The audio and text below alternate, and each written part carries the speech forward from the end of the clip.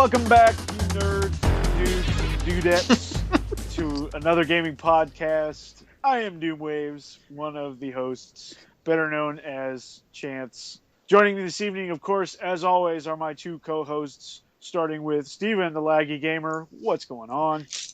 You almost made me spit my root beer out. That intro kind of caught me off guard. What up, you nerds? You're giving me grief the other day about not being peppy enough or something like that. He's probably been working on that for like 2 weeks straight. I've been working very hard, doing my homework. He's got a cue card sitting in front of him. Right. No, it was from, listening to the Doom and Corruption talkcast thing. Chance is so relaxed and thrown back in it, just having a good old time. Like, what in the world? Where's this Chance at for us? He puts his microphone on mute and watches baseball games. No. Well, yeah, tonight, yes, definitely. Game 7, baby. It's happening. Also joining me this evening is the one and only Dustin Christ. What's going on, Dustin? Hello, everybody. Yeah, Chance's thing kind of took me back, too. Took me aback, not took me back. Because I heard it, but I wasn't really listening. Which happens to most of the things Chance says. But I was like, story of my life. Did he really just call everyone nerds? That was awesome. Yeah, who listens to this podcast that is not a nerd, a dude, or a dudette? A bunch of fucking nerds.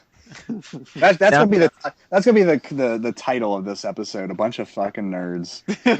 Now you guys got me racking my brain. There's a movie where he's like, "What up, nerds?" It's like the thing he says when he walks in the room, and it's gonna drive me crazy. What movie it is now? It's not Revenge of the Nerds. I'm seeing Revenge of the Nerds when Ogre just goes crazy. Nerds.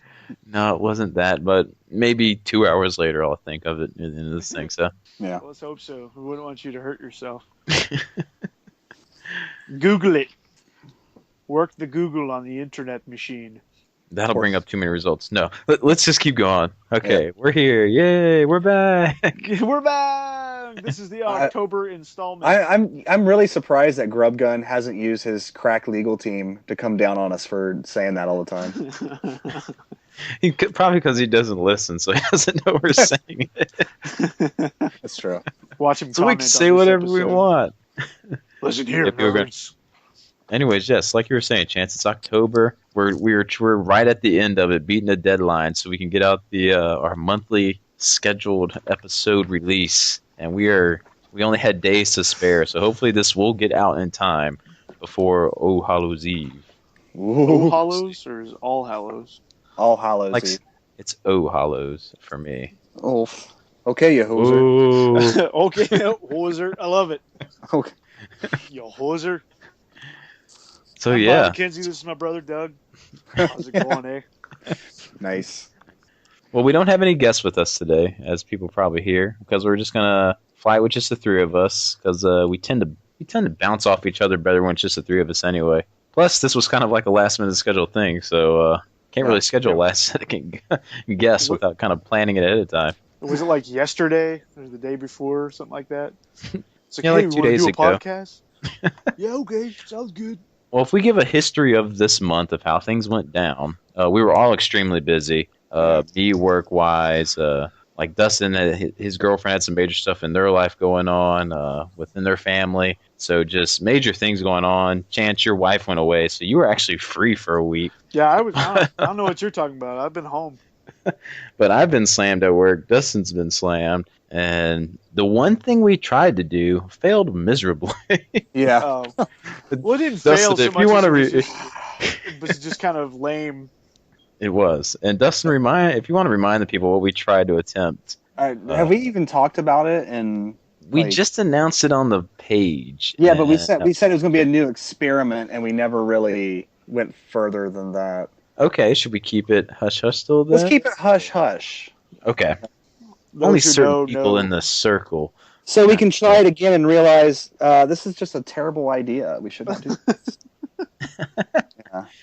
But it is recorded and it is on record, so if we ever decide we want to release it, we'll see. Like kind of like a lost episode. It's kind of like a couple other things we've done before in the past.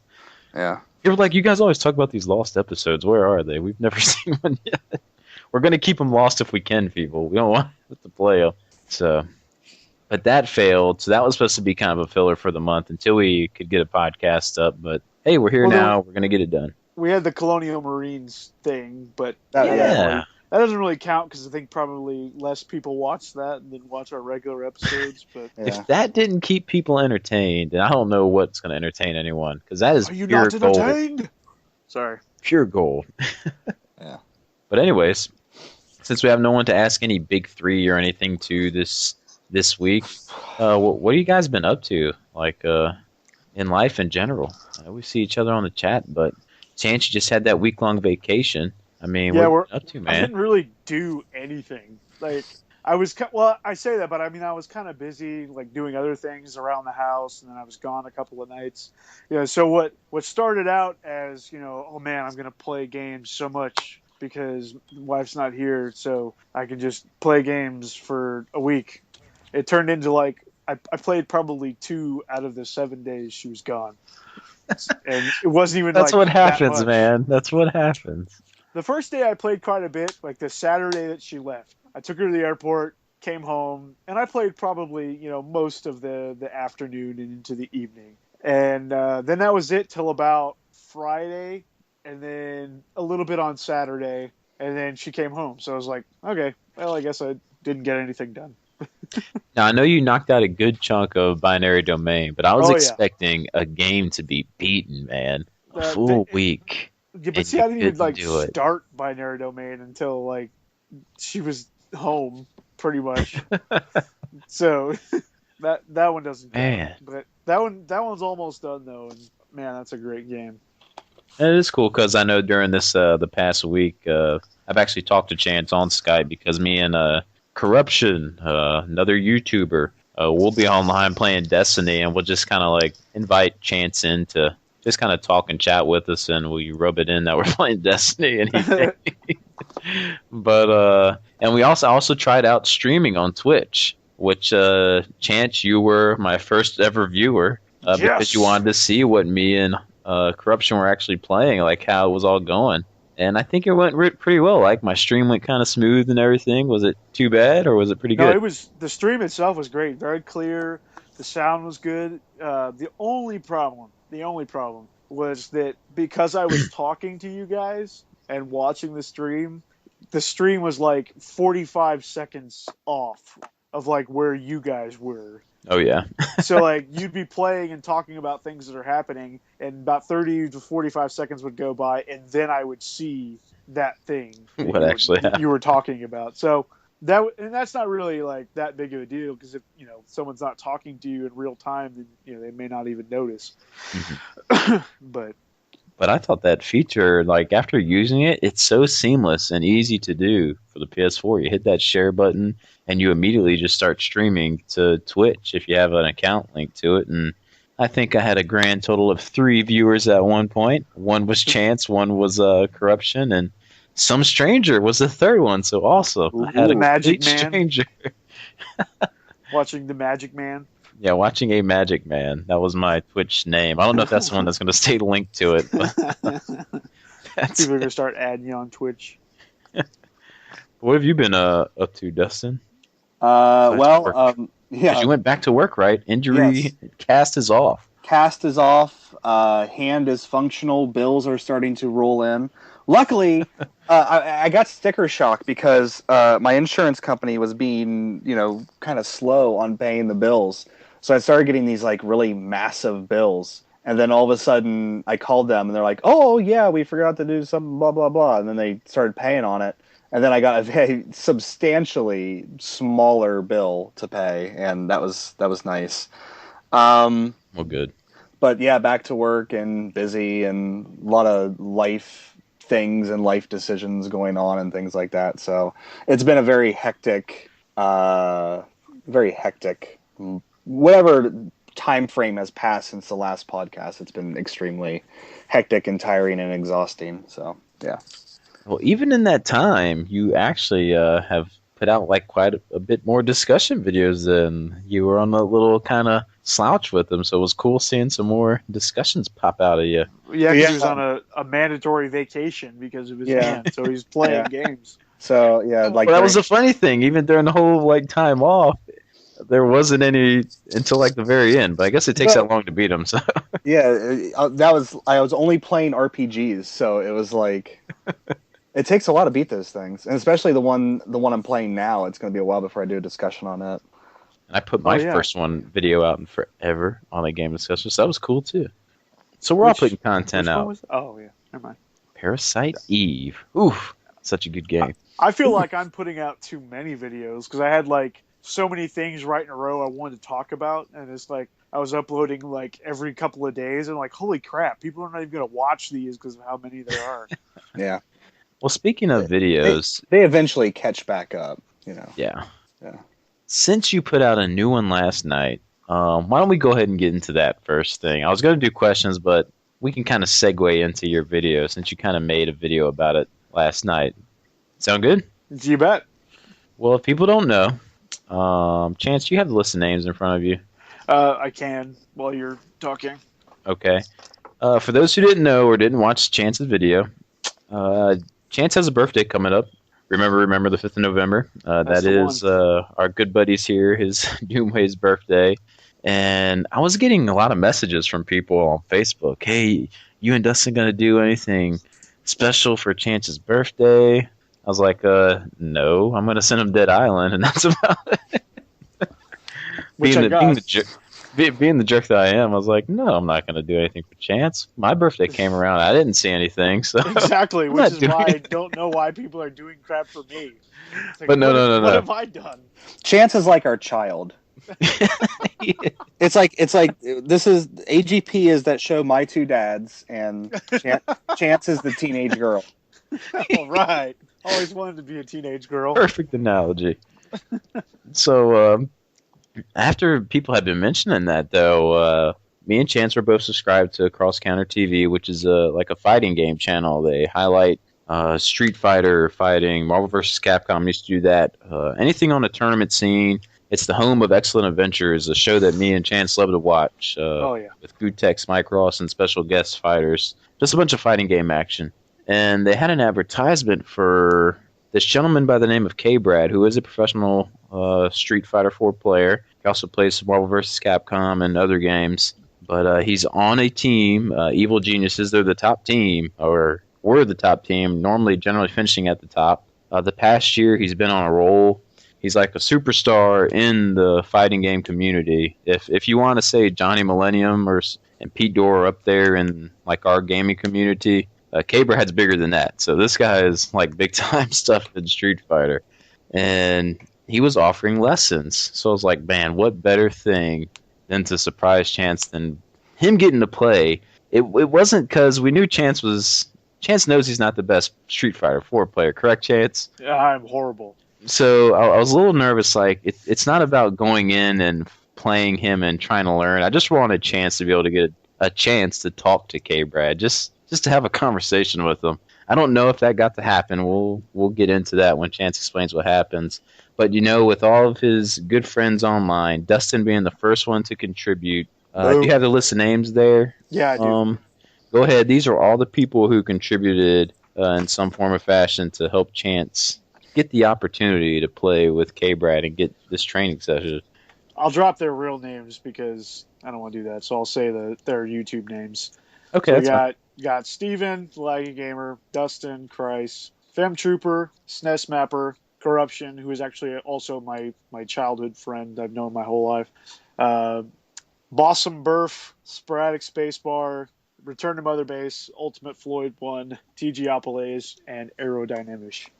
Yes, all those fine individuals, we all pitched in, put forth to him being able to have this journey into training mode with K-Brad. We actually kind of had enough money. I was going to cover the difference to cover for 2 sessions. And then after I went to go book it, he charged $10 more an hour. So we wind up being 25 short for 2 sessions Chance. But I do have a little extra change to do. I'm going to do something with it for you. But okay. There's money sitting in my PayPal that we've raised for. I'm not just going to take it. So, surprise you with something. Okay. But basically what happened is I kind of lured Chance on. I was going to surprise Chance on Skype yesterday by him being in a call distracting him from the screen, and K-Brad was going to pop in the chat. Of course, that failed miserably because Chance wasn't at a computer. He wasn't going for anything I was trying to hook him on. So I basically had to invite Chance into a chat with K-Brad already in it, so he saw who was in the chat. But I have the recording of his reaction here that I'm going to play for everybody real quick. You guys down for that? Sure. No, I'm not. Let's skip it. All right. We're not going to play that. We're going to play an old recording from Ducky being a guest on our show. Here we go. Audio. And that was a failed clip of Ducky being on our show. This is what we get for trying to be high tech here. Anyways, here's Chance's reaction. I started the recording a little late because I forgot, oh crap, I should record this. But here it is. Who's kind of in the party with us here, huh? Yes. Well, I just wanted to say happy early birthday from me, Dustin, Paige, Jason Pettit, Alex. I'm pausing. He just said he didn't want to say the real names. Well, I mean, whatever. And I'm saying all the real names on the show. Just play I'm it. sorry. Whatever. All right, I'm playing. Jason the Mapper, TG Appileus, Arrow, Bruno, Scott, and Hoss. Because you get to have a training session with Mr. K-Brad himself and some Ultra Street Fighter 4. So I hope you have the PS3 ready nearby, and you can put the World Series on pause. I can certainly do that. Hey, what's up, man? Not a lot. What's going on? Just chilling, man. K-Brad, just let you know, like I said, he is a huge fan of yours, so Oh yeah, definitely, dude. you're going to have to do some work with him. Is actually the better term, fanboy. Oh yeah, it's all good, dude. All right, Chance, I'm going to go ahead and go so I don't go into y'all's time here. But K-Brad, thanks again. I'm going to go ahead and get this call, and you guys enjoy your session together. Oh, yeah, man. definitely, dude. All right. I hate you See all. you, man. We love I hate you. you all. All right. Yeesh. All right, there you go. There was Chance being surprised by his session with K-Brad. What's funny So, is it actually hung up on both of us when you ended the call right there. I had to like struggle like oh crap, and like call It was back. so funny, Dustin. I'm sorry, I was in tears. I hang up the call. I'm sorry. Oh, Jesus. I get this message from Chance. What just happened?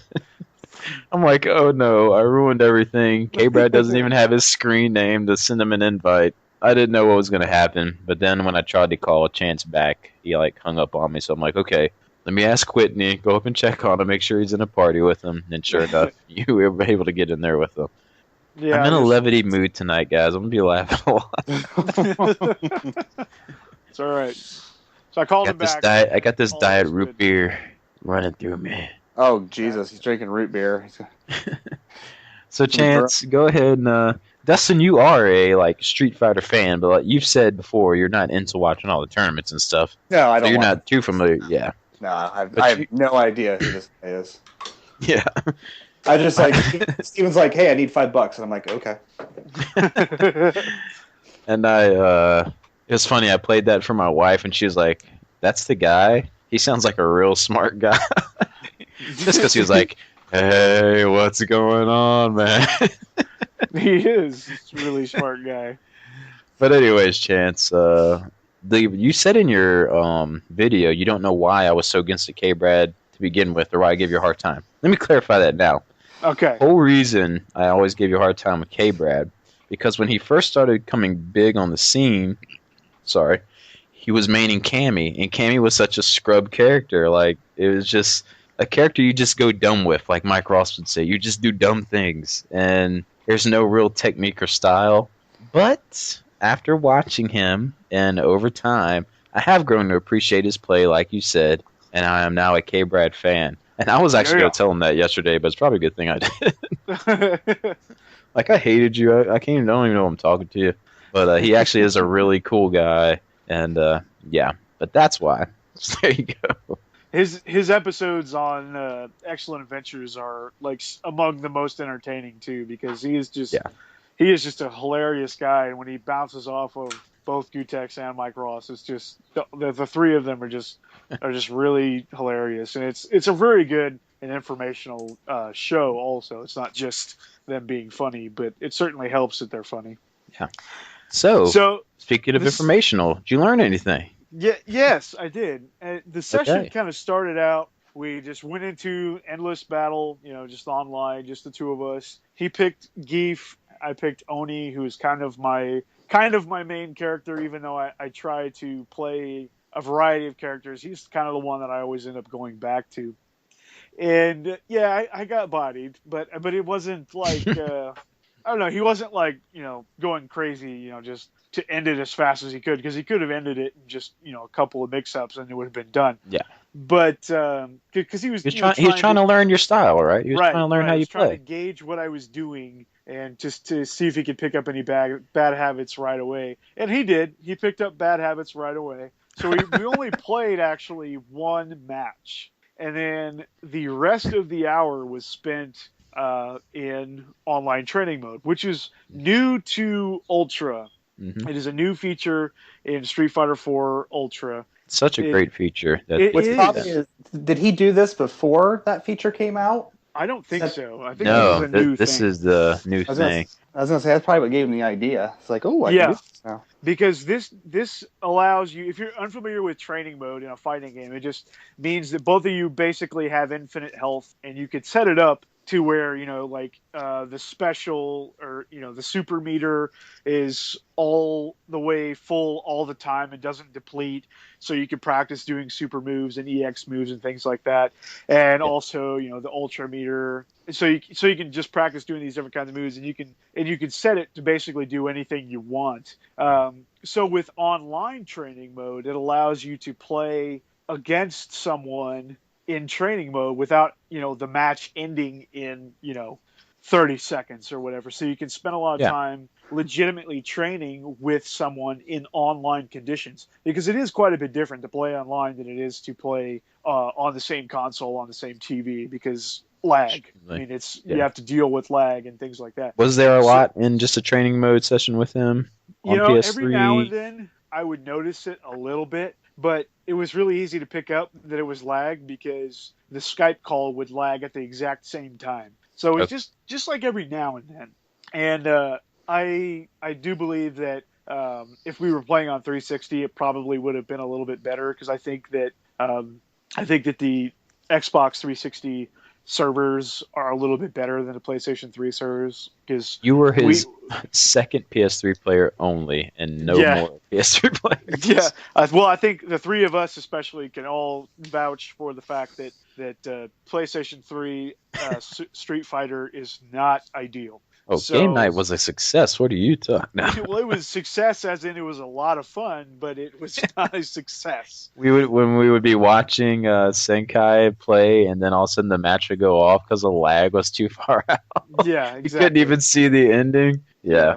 Everyone would react like, oh, it's like, what?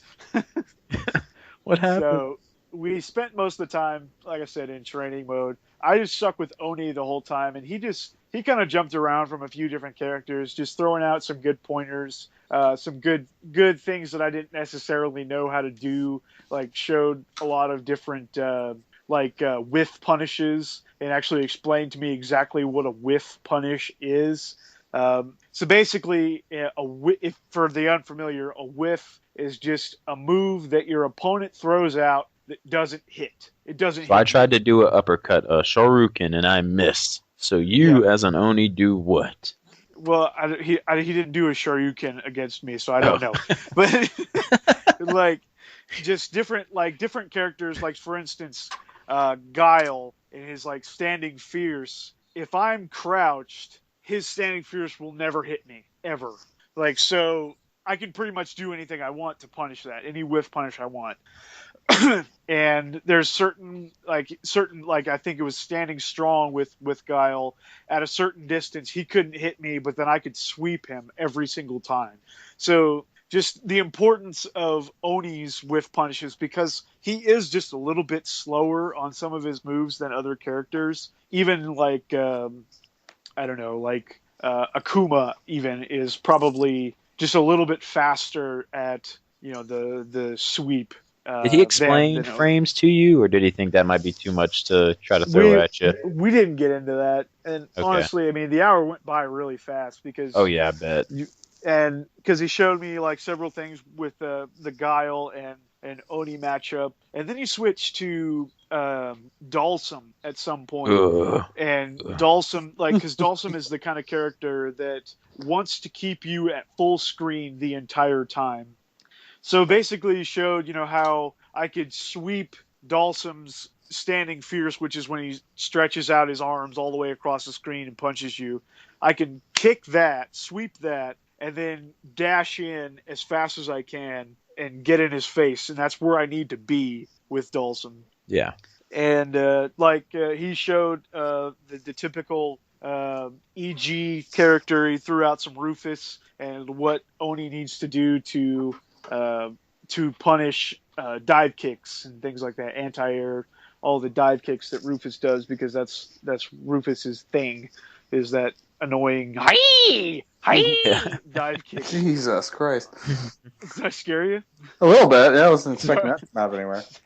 Sorry.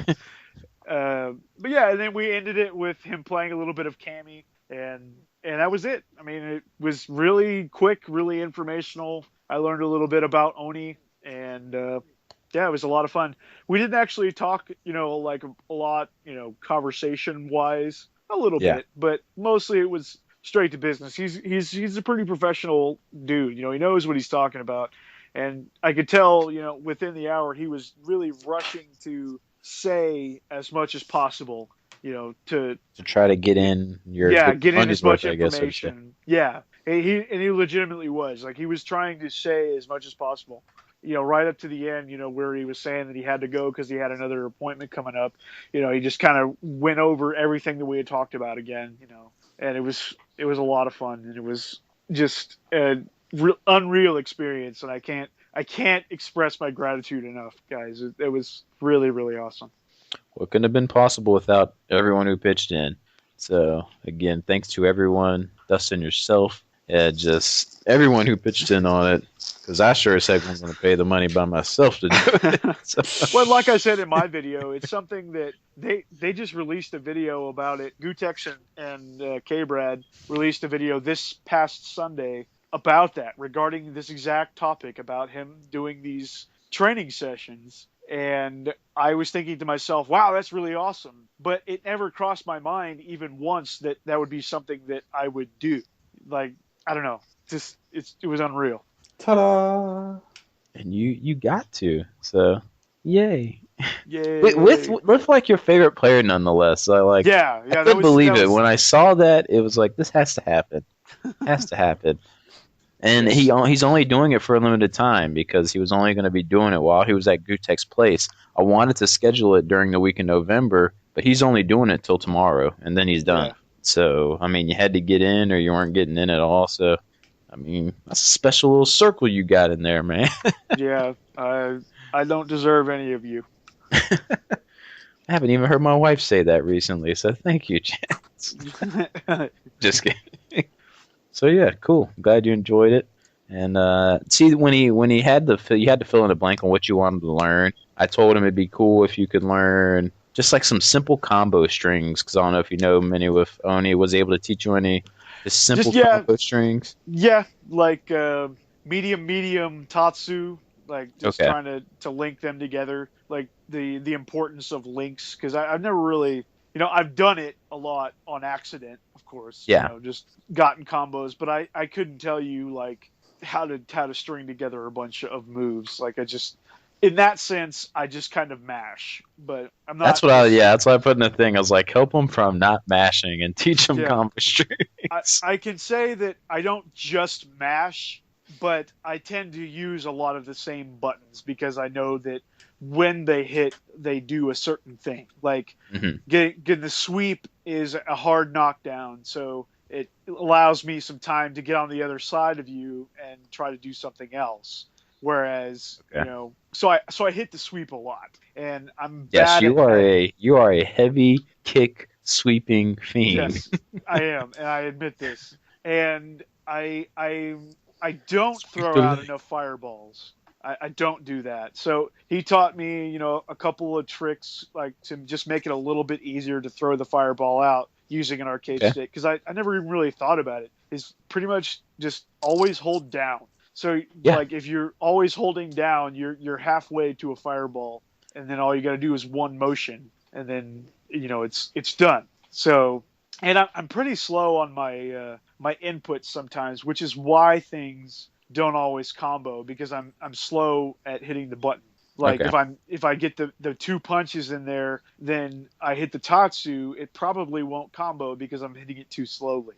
That's what I was always like wanting to learn is when they're doing their combos. I don't know if you listen in the background. They're just pressing it at there's timing, and I Yeah. don't know the timing where. How do you get the combos to link? Dustin, pretty- are you able to perform these combos in Street Fighter, or are you more meticulous in just throwing your moves out? I'm not a professional Street Fighter player. I'm just a enthusiastic amateur. Good response. Yeah. Well, I'm not a Yeah, professional. we have to either. get Dustin in here until we're going to get pitchforks at us because people aren't hearing Dustin's voice. So we got to get him in here. Hey, I thought Dustin was a part of this podcast. We come here for Christ. We come here for Mr. 3K. So get him talking. We're not there yet. We're not there yet. You're I get Mr. rolling on 3K in Street my Fighter, and I just In your heart. Yeah.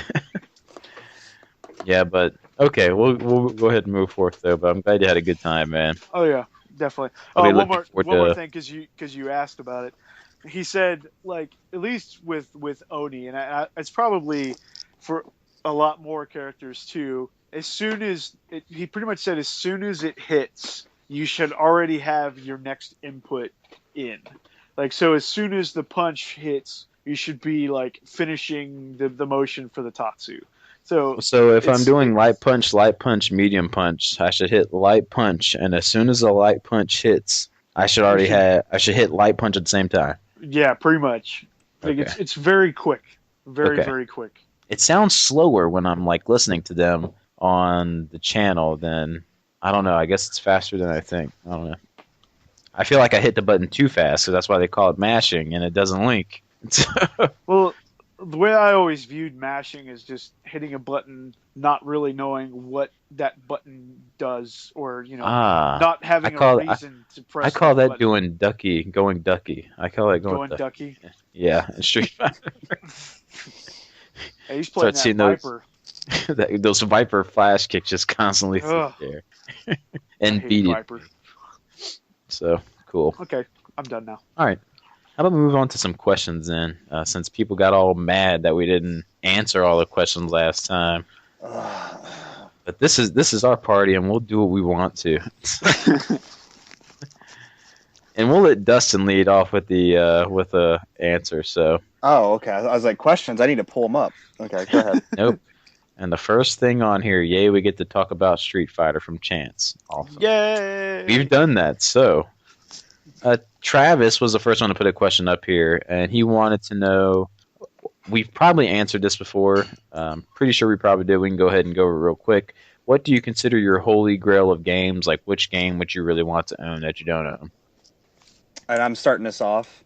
Yes, you are. Okay. I would really like to have a legitimate copy of Snatcher for the Sega CD. But I'm beyond the point where I would spend that kind of money for a game. My burnt copy will suffice. And my PC, my Japanese PC Engine copy will keep me warm at night. Yeah. For me, it's never really been a game. It's always been the console. I've always wanted that Code Veronica, like purple Resident Evil Japanese console. So, but no game. No really holy grail of games. Chance? I don't think I have one either, really. I mean, I'd like to have some of the ones that I have, more complete. I'd like to have a really nice boxed Jaguar Doom or Saturn Doom or something like that. I really don't think I have like a just one particular game that is so unattainable that I can't get it. No, I know with you, Dustin, you're kind of in the same boat. Like we just kind of, and I think we're. I don't know about you, Chance, but the collecting part of me is kind of not as big as it used to be back in the day.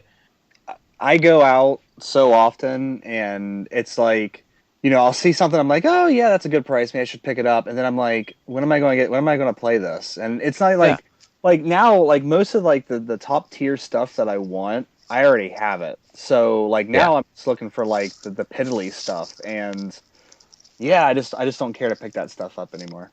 It's more, I'm just trying to keep up with new stuff these days. With if there's a new release coming out I want, that's normally been what the money's going to. It hasn't been going to collecting.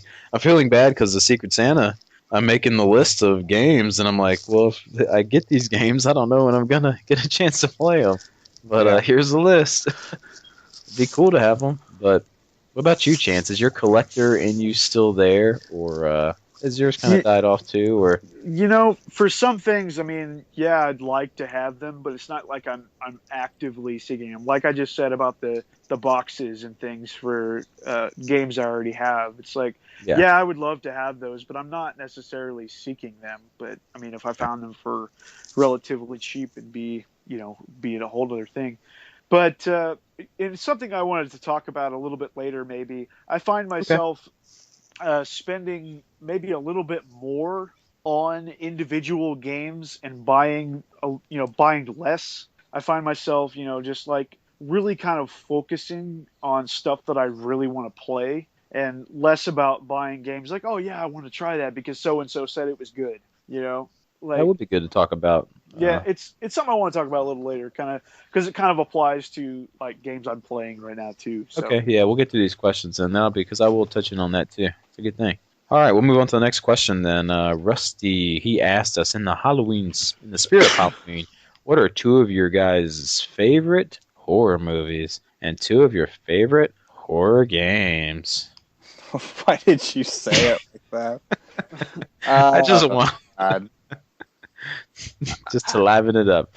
I was sorry. Go ahead. I was gonna do my movies because I know my movies off the top of my head, and they're like ones no one would ever pick. House on Haunted Hill, the newer version with Chris Kattan in it. I love the old version. Boo! I love that movie because I'm not a horror movie fan for one thing. So. Oh wow! And it kind of depends. I mean, do you classify alien movies as the horror genre, or the first one definitely? Yeah. Okay. It's gonna make it tough then, but I'm gonna go with Tremors. That's a comedy. What are you talking about? That is a horror movie. So those are my two choices. As far as games, I'm gonna do. Well, I'm gonna try to just. Everyone knows like Resident Evil. Everyone knows Dustin likes Silent Hill. But I'm gonna go with two different kind of ones to get people to finally play the games. Lone Survivor. People play the game. I'm not steering you in the wrong direction here. Is that little like 8-bit looking one? Yeah. Okay. Love that game. It's downloaded on my PS3, but I haven't installed it yet. I think it's on my PS3 and my Vita, actually. Yeah. And Condemned Criminal Origins. Going with those two. Condemned Criminal Origins did scare me, like jump scares. It made me want to put down the controller for a little bit before I came back, take a breath, leave a light on once in a while I played it. That's a good one. And I know Dustin's hear us throw that game in his face for the past month now. Yeah, he's probably sick of it. But Condemned Criminal Origins will be my other one. Dustin, you were going to say yours, so go ahead. The movies are really easy. One is a classic that no one can disregard, and that's The Shining. That's still one of the creepiest movies ever made. And then the other one, it's kind of hit or miss with people, but I absolutely love it, and that's Scream. For some reason, I just absolutely love Scream. I don't know why. The entire, what is it? How do you say that? Quadrilogy. Ooh, you like all of them? Scream 3 is kind of bad, and I like the idea of having the killer be like the mastermind behind everything. Yeah. but the way they handled it was kind of stupid. But I'll give it to the first one. Like the first one was dude, Scream That 4 is almost as good as Scream 1. really Yeah, it's really good. that first one. That whole theater scene, man, that really set the tone for that movie. No, that's wow. Scream 2. That's Scream 2 with the, Was that 2? Yeah, Okay, well, yeah, that scene in that one, I was like, whoa, yeah. this is hard. And then Life in the ear. yeah. As far as games go, I have to go with Silent Hill 2. That's that's the answer. Cop out. So Cop out. Cop out. Yeah. And there's one I want to say, and then there's one. I mean, in terms of like a scary game, it's like probably the scariest thing I've played. I'm going to go with Deadly Premonition, just because it's such an experience, and it does kind of creep you out every now and then because it's just so weird. But probably the scariest thing I've ever played is PT. That thing is just... Oh, yeah, the PT demo. Yeah, like there's no way Silent Hills can even, like... Because it's just such a perfect little experience that I don't know how, like, making an actual game would, like, improve it. You know what I mean? Yeah.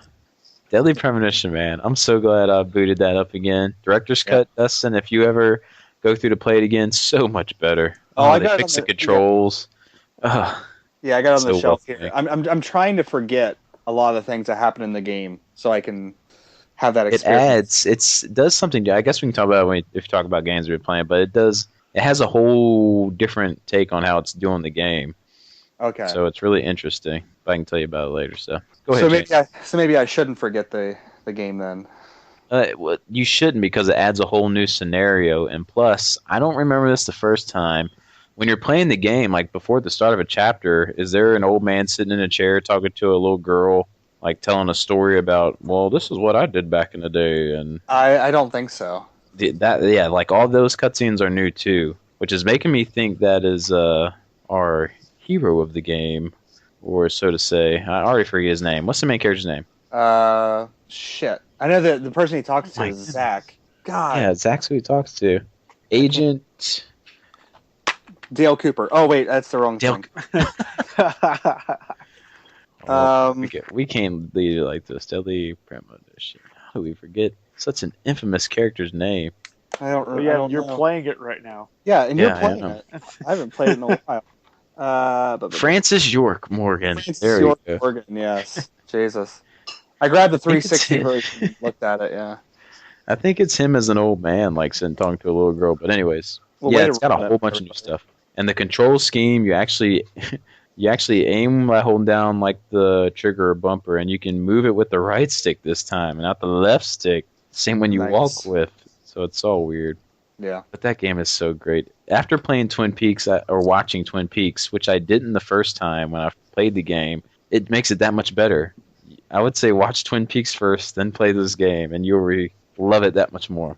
Oh, and Yeah. since we're talking Halloween stuff, we should also mention the greatest news in the history of the world. Twin Peaks Drop it on them. Twin Peaks is coming back in 2016 on Showtime. Yeah. Oh, I cannot wait. I hope 25 the series years to finished the by then. date. I hope they get everybody who's still alive to be in the show. I really hope that. So far, it's so good from what I've been reading up Yeah. on it. Like, he's doing Yeah. pretty good at it. Who's not still alive? A lot of the older characters in the show. What's think- what's the service station guy? Is he still alive? Yeah, he's still alive. Okay, Big I can't Ed- remember Big his Ed. name. Yeah, Big Ed. Yeah. I love Big Ed.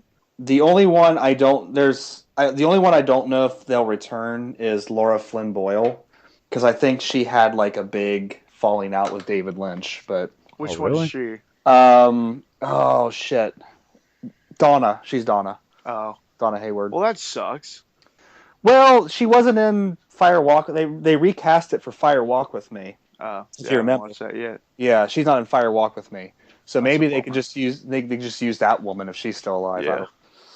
Now, the question Oh. is, Dustin, Hmm. do you think this was Lynch's plan the whole time? Well, Ending of Twin Peaks. I don't And- think it was. I think it's just they saw like, hey, it's been 25 years, and Laura Palmer says, "See you in 25 years," and they're just like, now's the time to do it, because that's kind of how he works. He's just like, yes, let's do it. You know. Because he kept putting his foot down that it is not happening. There is no way I'm doing it. And I then think all of a sudden, he's been thinking about it. You know, he has been. Well, you had to have. Yeah. I think they're purposely holding it back to 2016 now because I think they could release it late in 15. But since it'll be 25 years in 2016, let's just hold off and do it. Makes more sense to do that. Oh, he's yawning already. All right, go ahead and answer, Chance, before he falls asleep. Okay. Movies. I gotta hand it to the Blair Witch Project. It's kind of a polarizing movie, but I can honestly say, like, the first time that I saw it, I was too scared to sit through the whole thing. I couldn't do it. I couldn't watch it. Me And too. mind you, I was in a I was theater. pretty young. I wasn't in theater. This was just at home. Like, my parents had rented it or something. Yeah. And I was just horrified, and I couldn't sit through it. But since then, of course, I've managed, and it's still one of my favorite movies. And I'm one of the few, like Grub Gun, I've actually talked to him about this, who actually kind of liked the sequel also, Book of Shadows. Okay. I kind of like the sequel, but I only really like one thing, and that's the lost time aspect. Like, I think Lost Time is creepy as shit. Yeah, this was, I think it was pretty well done, but I think a true sequel should have been kind of like, I don't know, there was a little featurette called The Curse of the Blair Witch that came out a little later that was like video camera footage of like interviews from like family and friends of the people from the movie from Blair Witch Project talking about, you know, it was a fake documentary about a fake documentary. So it really worked. And that's what a sequel should have been, with a little bit more money and a little bit more time. That could have been really good as a sequel. But as it is, I mean, it was just, I found it on VHS like a year ago and I kind of loved it. So. Let me paint the picture for you for Blair Witch. When I saw this movie, I think I was 17. It came out in 99, right? Yeah, something like that. I lived at home in an old farmhouse, okay? And our shower was just a shower head attached to, like, the main water pipe in the basement in the corner. So, after seeing that movie and having to go down every morning in this dark basement to the corner of the basement to where the shower is, you can imagine that being a little creepy. Yeah. Waiting to see somebody standing there with their back turned to you. Yeah. That's great. So the whole reason Blair Witch was scary to me is because it was insisted to me that it was a true story, that it actually happened. Yeah, me too. So that's what freaked me out. And then to find out it was made up, I was like, oh, well, that ain't scary no more. Yeah, that movie can't really be done nowadays because of the internet. Yeah. Which the internet was around then, but it wasn't anything like it is today. It was kind of infant. Yeah. A really good kind of companion to it, too. After you've watched maybe the Blair Witch and maybe even the sequel or this Curse of the Blair Witch thing, I actually watched a reunion of the three actors. They were at some college or something, and you bring them in and they talk about the experience and how like crazy it kind of was to like do the filming, because they really did like do the filming themselves. Like they just sent them out there to do this. Like, they left clues out in the woods. That was the thing too. Is like they didn't necessarily tell them what they were going to be doing the next day. They just had to get from A to B, by the end of the day to. And they didn't have access to bathrooms or showers or anything like that. So it was a really kind of neat companion thing to watch after watching the movie.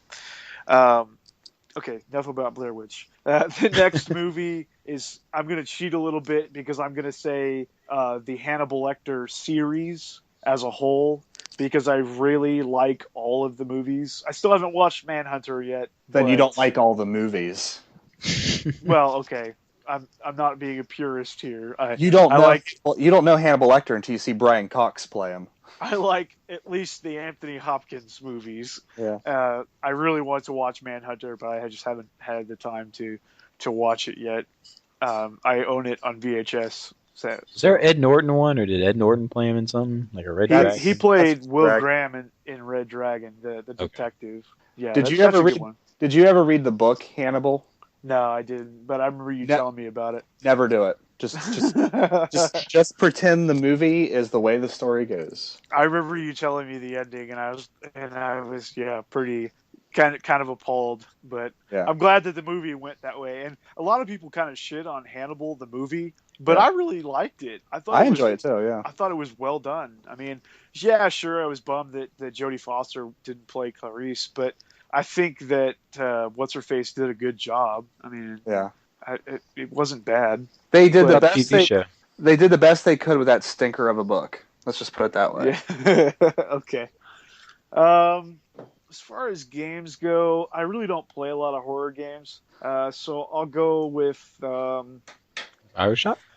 I was gonna say BioShock 1, but I almost don't consider it a horror game necessarily. But there were parts that scared the shit out of me. So Let's say, well, yeah. forget horror. Like, what game scared you? Like, yeah, that even one scared me. difficulty scare. Like, Dark Souls. Did that scare you because of difficulty? No, because I knew about the kind of difficulty. Yeah. So BioShock definitely would be a good choice then. And even though I haven't finished it yet, the first Dead Space is pretty Oh, fantastic. yeah. Good choice. Good choice. I was gonna say Doom 3, but it's like, nah. That can be scary, man. Like, first time playing that, I loved Doom. when 3. you had to turn your flashlight Yeah, off or on, or it had was to turn scarier on. the first time I played it. Tried to play Yeah. it on the original Xbox. So yeah, Yes. that could be a choice too. Original Doom 3. All right, we'll go ahead and move on to the next one, because this is a good one from Ty Kim. Besides work and making a living, if you could remove one thing in your real life to replace it with more gaming, what would it be? That's a pretty good question. That's a hard question. Yeah, for me, it would be, I'm not going to say, Ty, that I would give up my kids. I wouldn't give them up. But it would probably be less like TV or sports watching. Fill it with more games. Boom, I found a way around it. Give up TV. Yeah. I would give up that that feeling you get when you get home and you're just kind of like you're vegging out and you just don't feel like playing the Don't game. want to do anything, yeah. Don't want to do anything. That needs to go because that's keeping me from finishing a lot of stuff. This podcast for 2 hours every month. Oh yeah. Taking Oh yeah, up. it's such a commitment. Fuck this shit. I just drop the mic and leave. Go ahead. I had to say sleep. Like if I could get away with sleeping Ooh, less, get I sleep. probably would. Like That's I so like true. to sleep. I like to sleep, so I could never do it. Yeah. But if I could get away with, staying up until 2 a.m. every day, I would do it if I was able. But my body would just say, "Screw you," and shut down, and I would get like sick for like a month or something. I'm so bad with no sleep. I'm like the crankiest person. The wife hates it. I gotta get my sleep. Yeah. All right, good answers, guys. Who is your favorite actor or actress, and what movie did you like them in the most? One from Travis. Mine, I'll go with an off-the-wall one. Dustin may already know the answer to this one because I rave about him all the time. Mr. Paul Giamatti is one of my favorite actors, but the movie I'm choosing is Lady in the Water. His acting performance in that movie, I thought was great. Made the movie, even though people hate it, I love it. And the whole healing scene puts me in tears every time. Have you ever seen American Splendor? Yes. Oh, I love that movie so much. Yeah. And he's great in Sideways, but I chose Lady in the Water. He's not so great in Amazing Spider-Man 2 as Rhino. Let's brush that one off of the table. And there's a couple other stinkers there. All right, so let's go next. This is tough. Yeah, like right now, I just like watch anything that Sam Rockwell does. I enjoy watching. He's great. Yeah. Or, what's his name? Plays Magneto in First Class. That guy's David in Prometheus. Michael Fassbender. Yeah, he's just He awesome. and he was in Inglourious Bastards as the British guy. Yep. That holds up the wrong number of fingers or the wrong orientation of fingers. He was on a roll there. I haven't seen him in too much this year or last year either, but he was on fire for a couple of years there. And he's a great actor. He showed his penis in a movie. Give him a break. Give him a break. Awesome. Not too many guys do that. He did it. Thankfully, not too many guys do that. You got anything, Chance? Oh man, it's tough because I don't know. As a kid, it would have been easy. I'd have said Arnold Schwarzenegger, of course. But I don't know. I really like Sam Worthington. Not ringing a bell. He played. He's the Jake Sully in Avatar. He's the guy in Terminator Salvation. Yeah. And I've seen him in a couple other things too. But I love Kevin Costner for Robin Hood reasons. What's so funny, Dustin? Because I knew somehow Robin Hood, Prince in Tights is going to make it today. Prince in Tights. And I'm discovering too how much I really enjoy a lot of Sigourney Weaver's movies too. Even though like at first I never really thought about, oh yeah, I really like Sigourney Weaver. She's in a lot of stuff. Yeah, I know. After watching Alien pretty recently, I'm like, damn, I really kind of like Sigourney Weaver. So her finest hour was of course in Galaxy Quest. I haven't seen that, but I saw like some pictures of her from that movie, and it looks great. So yeah, she looks great in it. That's what I'm saying. Anyways, and she looked great in the first Alien too. Something happened in the middle there. She got a little. Whoa, what? I don't know about that. The first Alien? Yeah, I'm not with you on that one, man. In the ship at the very end of the movie, you're gonna tell me that you didn't think she looked great. Flat pancake dookie booty? Yeah, no, she didn't. Dookie booty? Did you really just say that? It looks like there's a turd sitting in her underwear. There goes the entire female audience. Again with Steven being a rude motherfucker. Yeah, no kidding. Can't the have sexist no over here. No flat booties allowed. Anyway.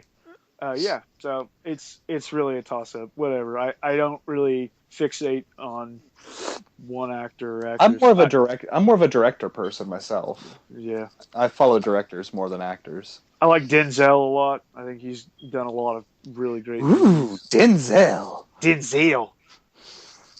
Always count on those being good. Well, since this wasn't a director question, we're moving on. Yep. Michael Yanacito. This question is for Dustin Christ. Well, you can ask him on his channel and he can respond. Moving on. William Brown. The most annoying, time-consuming side quest in a game. Oh, that's funny. It's a weird question. Mine is... Oh, I just had it because I pre-read the question and forgot. Oh, right now, in Dark Souls 2, there is a... the correct answer is the entire game.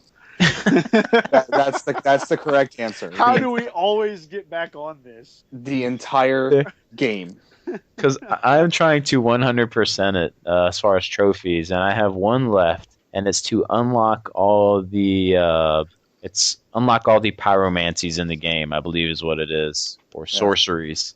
And one of them is I have to win 30 PvP matches in the bell towers, or I have to get summoned there, and I'm never getting summoned there, so you have to do a glitch with the game where you go in and try to fight a rare spawning NPC character to hopefully let it spawn and get the kill. And it's annoying, it's terrible, bad game design, shouldn't have been in there for a trophy, and I do not like that in Dark Souls 2.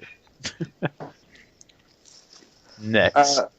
Mine has to go with Drakengard. How you have to acquire, what is it, to get the true ending of the game, you have to acquire all the weapons and yeah. Did you ever get it? No! I haven't even beat the game. Man. Talk about Drakengard 1. You don't have to do that for Drakengard. Talking about 3. Well, in 3, you just have to buy all the weapons. That's not that big of a deal. That's not that big of a deal. But in the first one, I think you have to level all the weapons up to get the true ending of the game.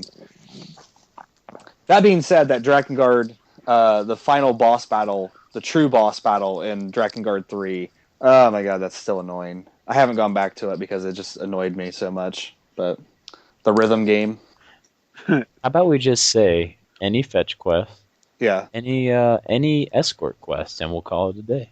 yeah. Like, everyone hates that. That's something that drove me nuts in Evil Within. But they put the fucking escort missions kind of back in there, and I'm like, what? But we'll get on that later too. Yeah.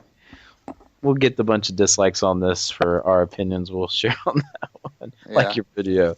Yeah, I So, know. but do you have anything, Chance? Yeah, just the typical answer. Final Fantasy X. All of the celestial weapon quests are stupid. Like getting a 0 time on racing chocobos because you have to hit all of the balloons and miss all of the blitz balls. My wife brought me food right now, and I am like overly excited. It's very hot. It's linguine and your mom's pasta. All right. But that might be hard because it's a I was like, did I push something on play on my computer? What's going on? No, my wife is talking to me. Also, She brought me dinner. She's awesome.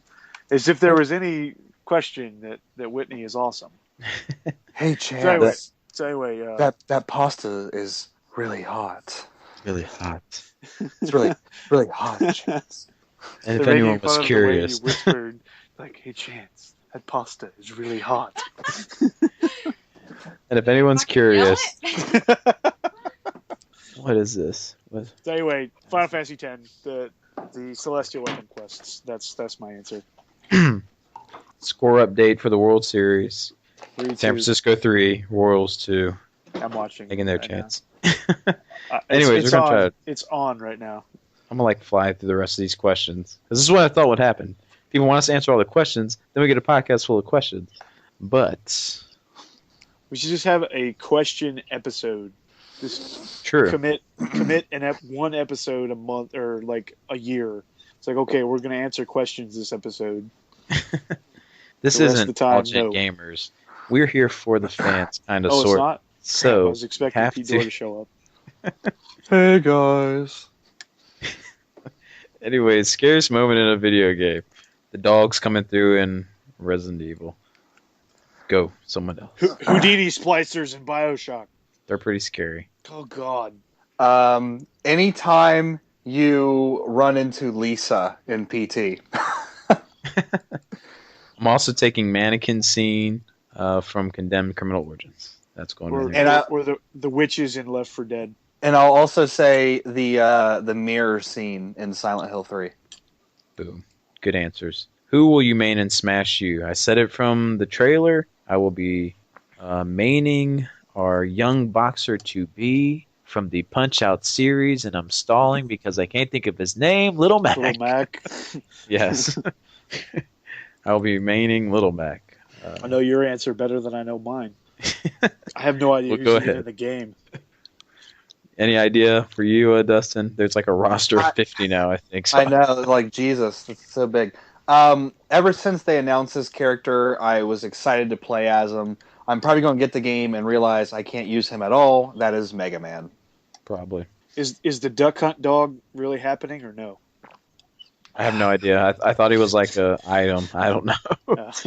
So, like, really early on, people were tossing around that he was a playable character, and I just thought that was the funniest / stupidest thing ever. Pac-Man's a playable character. I think Oh, there that's we go. kinda dumb. That's me right there, Pac-Man. All right.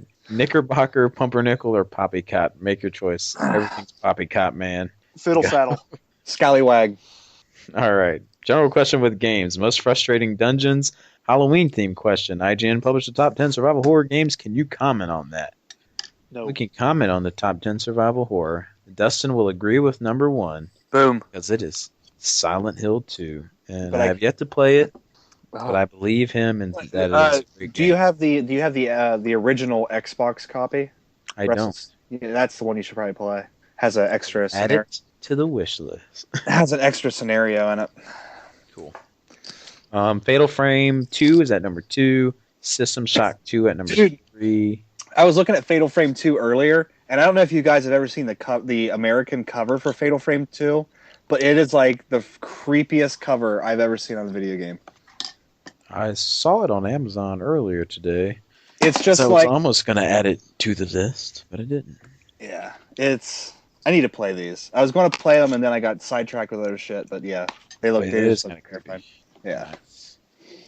Yeah. Where were we? I'm a little sad to see my Resident Evil 2 at number 6, but it's not really scary. So I mean, I can't really argue with that. It's got Amnesia at number 5. That's a good scary one. The Resident Evil remake is at 7, which should probably be above number Resident Evil 2.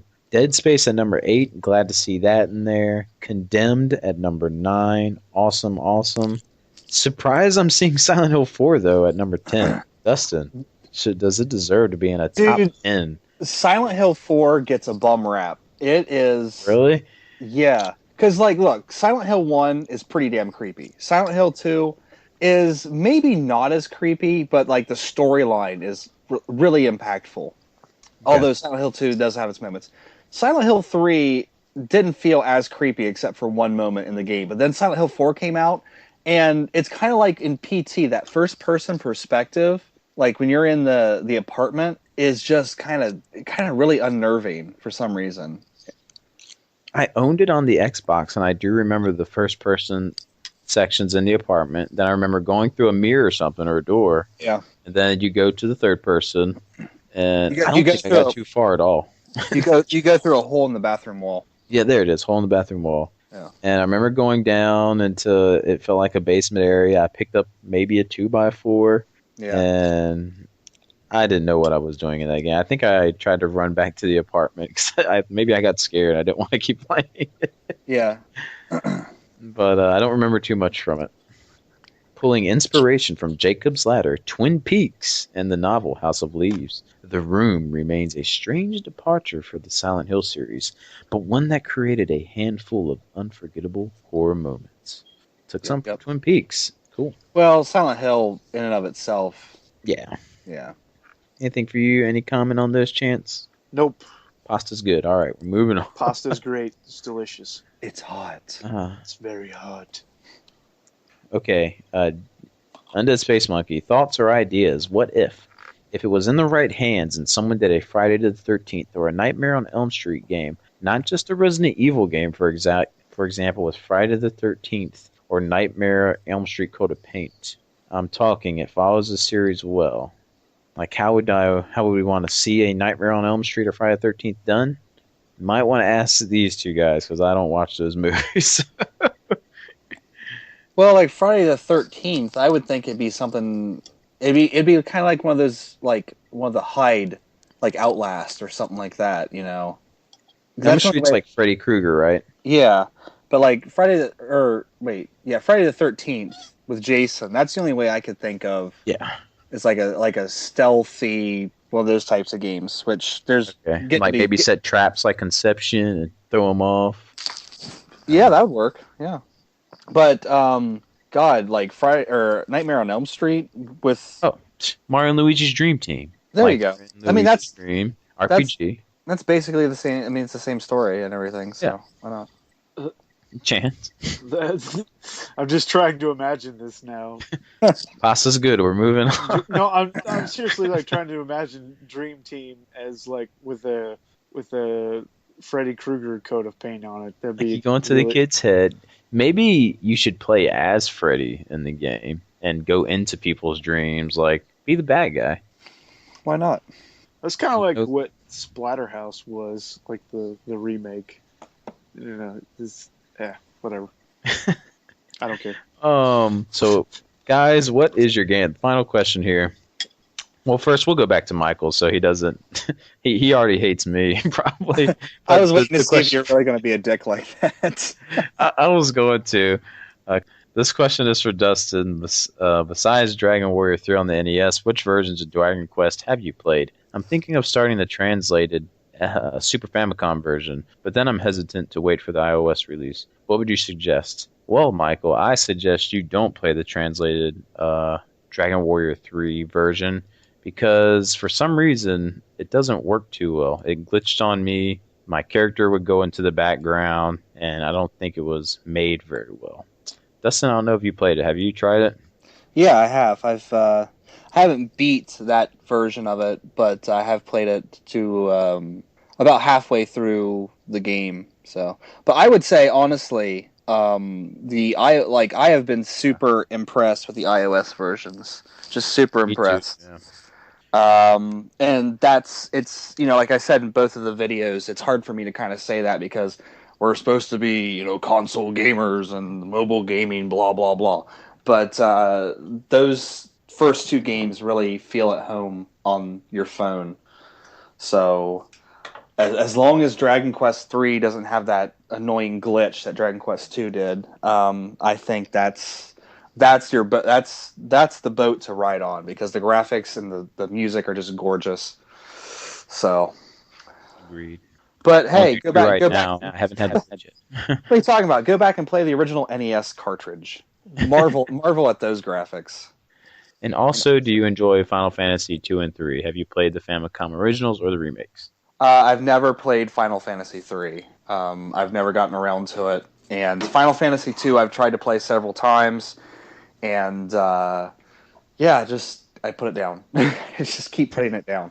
All right, there you go, Michael. Sorry, I Two's was kinda a douche hard. about 20 minutes ago. Yeah, because I mean it's kind of open world and you don't know where to go. Yeah, and you can even in dungeons where it starts out, relatively, tame. You get towards the end of it, and you're like, wow, I don't know if I can get back out of this alive. Yeah. And that's what happened to me kind of when I played it, because I played the Game Boy Advance version, and I got into it was one of the very last dungeons and you have to fight 4 of the bosses from the game over again. And it's really freaking hard, and I just couldn't get back out without just dying. So I just stopped playing. But even though I was pretty close to the end, it's really grind heavy because you have to level up individual weapon stats and spell stats and things like that. So it takes a really long time to play it. Yeah. Did you play the PSP version? Is that what you're trying, or? I played the Final Fantasy Origins version on the Okay. PS1. Yeah. How about you, Chance? Game Boy Advance. Cool. Final question. So, guys, what is so far your game of the year of 2014? So far, mine is still Dark Souls 2, even though Shadows of Mordor, when I think about it, gave it a good run. So we'll see where things line up before the end of the year, but so far it's still Dark Souls 2 for me. Gentlemen? Wolfenstein: The New Order. And Drakengard 3. Awesome. That's all the questions, guys. We've made it through it. Yeah. All the questions are complete, and there is only one way to follow that up. Or we Was got there a any chance. questions? Was there any questions on the actual YouTube page, or was it? No, when I went to him, I didn't really see any at all. I think Because I don't want anybody to be able to say, "Hey, you didn't answer my question." Now I'm going to verify. I think there might have been one, but it was one we answered before. Well, whatever. Doesn't really matter. I got to be careful playing stuff now since the audio will come through.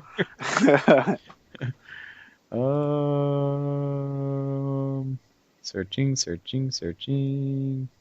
Here's a question from Orcon. Thumbs down already. Yeah, that stinks. That I was like a to think question. that they just hit the wrong button. We always like to blame it on our guests. So it was Joe who came in. It's his fault why he got the 3 dislikes. His trolls came in and rated. Man, Joe, come on. Yeah, I'm not seeing. Yeah, no questions that I'm seeing. So we're good. We're good. Moving on. You threw me off my. Yeah, like I was to say, there's only one way to move on from that, and that is this. I'm positive. This guy has acquired abilities of the Dark Gundam with the help of Kyoji! Introducing a brand new segment to the show. None other than the Mother Base Moment. Ladies and gentlemen, I hope you're prepared for your ear holes to be pleasured. You guys can say something. I'm ready. I don't know what to say. My ear holes are so ready. So what we have here, how's that audio, by the way? Is it too loud for you? It's fine. It's fine. Yeah. What I have here, Mother Base Moment. During a little moment from each show, he's taken the time to send us in a clip of a pre-recorded thing that he sent us in for the episode. And without further ado, the music, yeah. Yeah. The music. Let's kick it off with the very first Mother Base Moment. And here we go. Today, a poetry reading from Alex, Return to Mother Base. Hey. The ringing of bullets against metal, the shrapnel flying by as dust begins to settle. I throw an EMP, hoping to hit my mark. I turn to the right, blazing red eyes aflame. Damn you, technology, you're to blame. Sparks begin to fly above, the mechanical cry as robot minds begin to fry. I smile with pride. Today, 368 robots died. My name is Dan Marshall. I'm a member of Rust. I hate goddamn robots, and I hope they combust. This poem is brought to you by Alex, Return to Mother Base, courtesy of Binary Fucking Domain. Thank you. Oh man. Well, this is the first time we've heard it too, folks. So I needed that. yeah, that was fantastic. What was the I other song you were accidentally- playing earlier for? I tried to adjust the volume on the thing and accidentally muted him for a split second. But there's a hilarious part in the beginning. I'm going to replay it. It's right here at the beginning where he says hi. It's so... Just listen. Today, a poetry reading from Alex, Return to Mother Base. Hey. Hey, Grub Gun here. Oh, I thought that was great. So there you go. A nice poetry reading from Alex Return to Mother Base for the Mother Base Moment. Of course, he will not receive any royalties from when we explode and become super popular. He will continue to do this for free. And thanks, Alex, for doing that. Well, what would you say, asked Dustin earlier? Well, the other Or the piece that song that you were playing earlier, what the hell's that for? That's his intro song for this episode, and it was from G Gundam. Right, but you played something else that was different earlier. Oh, that song? Yeah. That's going to be the intro song for a later. Oh, okay. So, Oh, It didn't really fit the mood for his poem. Oh, If you okay. kind of Okay. think about it. Okay, never mind. Okay, like I have a list of them here. I got a list of Mother Base intros, people. Your ears will be pleasured with a different intro every segment that he comes on. That week you got the Shining Finger theme from G Gundam. But next week it could be something different, so stay tuned for more Mother Base moments. It's going to wind up being the hit part of the show, you guys. Everyone's going to be coming for the Mother Base moment now. Is it gonna be like Rock Talk? Yeah, they're going to hear that. They're going to hear that music. They're going to hear that music chime in. They're going to hold on to their seats like, "Oh man, here it comes! It's the Mother Base moment." They're gonna scrub ahead. Yeah, they're just going to keep pushing forward. But again, thanks Alex for doing that. I know he was kind of clamoring, he's been working on it for about 2 weeks trying to think of something, and I got it. I got it today. So yeah, just got Serendipitous. So yes, all right. Moving on from there, Chance. Yep. You mentioned earlier about you're talking about paying more for one game. What were you hitting on there? Let's go ahead and get into it. It wasn't so much about paying more for one game as it was just playing what you really want to play, regardless of the price. Except for something's ridiculously priced. I'm just talking about if you want a game that you want to play, then you should try to play it. I mean, you shouldn't care about what it is or what other people think about that game.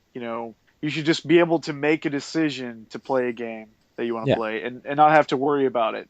And I this is something that I think about quite often because we are part of kind of a community that we play off each other a lot. A lot of people recommend games to each other and things like that. But at the end of the day, I mean, you should just be able to play what you want to play and not worry about what people think of it. And so this kind of applies to the games that I'm playing currently. and it's just something that I used to play a lot of, and then I stopped for a long time, and then just kind of, moved on. But now I'm realizing that, man, why don't I play these games anymore? Because I really love them, and that is the Pokemon series. Pokemon. Oh, I wanted to guess. Yeah. I was gonna guess it though. It's something that really brought me back into gaming at certain times, and it's definitely the series that I've played probably the most of in my life. I've played a lot of it, and different people have different opinions on the series, and that's totally fine. But I used to let it bother me that people would make fun of me for playing it, or say, "Oh, that's just a kid's game," and you should I have to stop be for a playing moment there. I have Yeah. to stop for a moment because I think you're one of the best at that. Because when we're all sitting here crapping on Destiny, who was holding strong to his guns? Like Chance was like, I'm not gonna let people's opinions sway me. That game was awesome when I played it, and so I think you're pretty good at sticking to your guns. If you think something's good. It is something that I have to kind of work at, though, with the way I feel about how I approach it to other people. Even if I feel that way, I may not always come out and say it. That it's like, hey, I really like that game.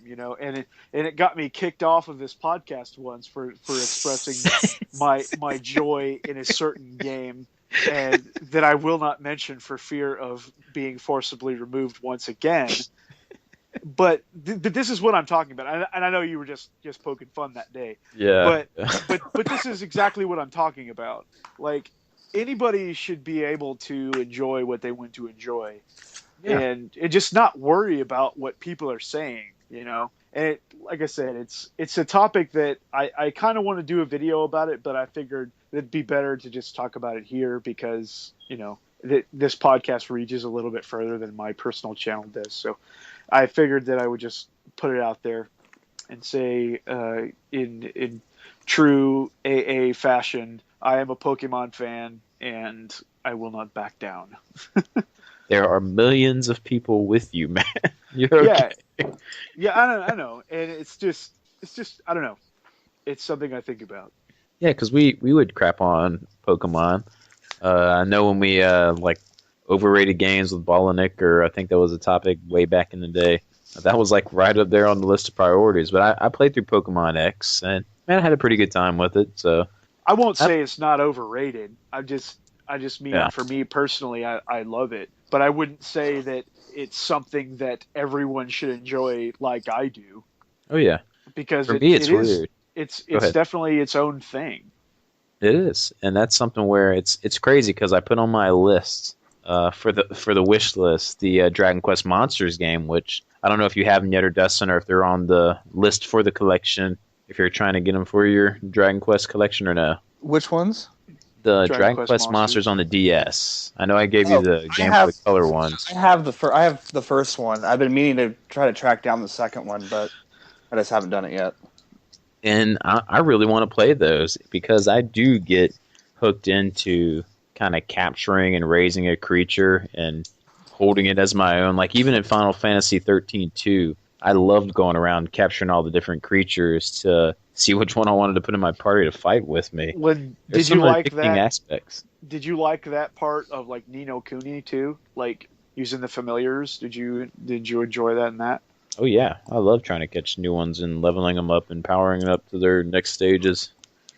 So there are things that the Pokemon system does that I enjoy that are in other games, like the capturing of some. And sometimes it is just nice to play through a simple RPG like that because if you just level up and go fight the bosses, more than likely you'll win. So that's kind of nice too. And it's another thing too with me, and Sporadic Spacebar just put a video up not too long ago about kind of posing, how powerful is nostalgia, and it's super powerful, I believe. Like there's a lot of things that especially with Pokemon, that because I've played it for so long and I have this love for it, deep down, it's always something that I like to go back to. And when I play it, like the older games, it's like, yeah, this is happiness incarnate. It's just good. Yeah. Even though I've played it, like with Dustin and Final Fantasy VI, it's like regardless of the quality of that game, you'll always view it as something that you have loved always, Yeah. and will continue to. I was going to say your Pokemon is my Dragon Quest. So. Yeah, and I've been playing since Red and Blue, so a while. Yeah. Now, is there a game that you played, Dustin, that people crapped on? I mean, I enjoyed Time and Eternity, and that got kind of, Yeah. Well, But along the like- same vein. Or go ahead. Oh, I was just going to say, but then again, all the comments in the video were like, yeah, I like that game too, so. I was going to say, along the same vein where, Chance, you're saying, you should play what you want to play and what you like. Not be swayed by others, whether if they're talking about it negatively. I think along the same vein, I think maybe me and you, Dustin, kind of got sucked into a new release this month that, and you earlier this year, people put a lot of hype behind a game. So it makes you think, man, we should. It must be good. It's a try. It must be good. And here recently, the experience with Evil Within. The haters can come on in because me and Dustin both like a good survival horror game. He's a Silent Hill roots, Resident Evil roots with me. We love a good survival horror, and this is one that if you watch Dustin's video, and I fully agree with everything he said in it. No, I was not enjoying it more than you, Dustin. Okay. I can see your video. There's something with that game. I think we both bought into the hype, you think? Or that last minute, I wasn't planning on getting it until you kind of started talking about it more. Yeah, and then it hooked me into looking it up more. I can't remember, what finally pushed me into, okay, I need to get this. And I went and got it, and I was like, oh, this is going to be great. And I put it in, and I was like, oh, man, look at these graphics. And I started playing it. I'm like, oh, okay. Give it a little, let me give it a little bit. And then, you get to that opening segment where you have, no weapons, and you have to, sneak around. And I'm like, oh, okay, well, okay, fine. Finally got a gun, and I'm like, oh, I have a bullet, and I have one bullet, and there's, 5 things coming at me. Oh, okay. Yeah. Yeah. So, there's except for the stealth kill, there's no melee unless you find a melee weapon lying around. Then it's it breaks after you use it. So it's you just at least in Resident Evil 4 you had the knife. Yes, always had that as a last resort if needed. Yeah. And even with like you're saying, I told Dustin this, but Chance, there's a section right in it's literally the very beginning of the game. And Evil Within, when it kind of gives you the controls for the first time, it's not kind of walking you through. It gives you the controls. You're hanging upside down from a rope, and you need to cut yourself. You need to cut yourself loose, and then you start in the very first stealth portion. You cut yourself down. You get off the rope, and it tells you if you want to sneak up behind someone, stay crouched. Da da da da da. This is 30 seconds until you get control of the game. I die. I alerted the guy because I timed it wrong, and I died instantly. I was like, oh my goodness, this is going to be a long, long game. Yeah, and then they people started talking about the length of the game, and I was like, even if I was having a great time with this, I was like, Jesus, 17 hours for that kind of a game is a long-ass game. I don't know. See, that's where I think we were talking about it too in the... This is straying from what I was going to previously talk about, but I think if you're enjoying a game, I don't care how many hours it is. Sometimes we crap on games for being too short. I do agree that there should be certain lengths for a certain type of game. You're only going to want to play Devil May Cry for so long. Yeah. Before it starts getting really repetitive. But an RPG, we'll put 50 hours into, even though we're mashing attack or a spell for 30 hours, but... Well, I guess it's more story getting you hooked in that. I was going to say, and then you get to the Evil Within, and the story is just barely existent, So nothing's really drawing you in. I don't. But this wasn't supposed to be the trash on Evil Within segment. It was supposed to be we get wrapped into hype as well. Like Chance was saying, people will down a game, so don't let that take you from deciding whether you want to play it or not. Well, you can get wrapped up in the hype, but don't let that keep you from where you're at in deciding whether you're going to get the game or not. Because I think that's one where we both kind of wish maybe we didn't get too sucked in and we would have waited on, maybe like initially planned, before we forked the money out for it. So, what do you think, Chance? It's Are you a very victim of overhype?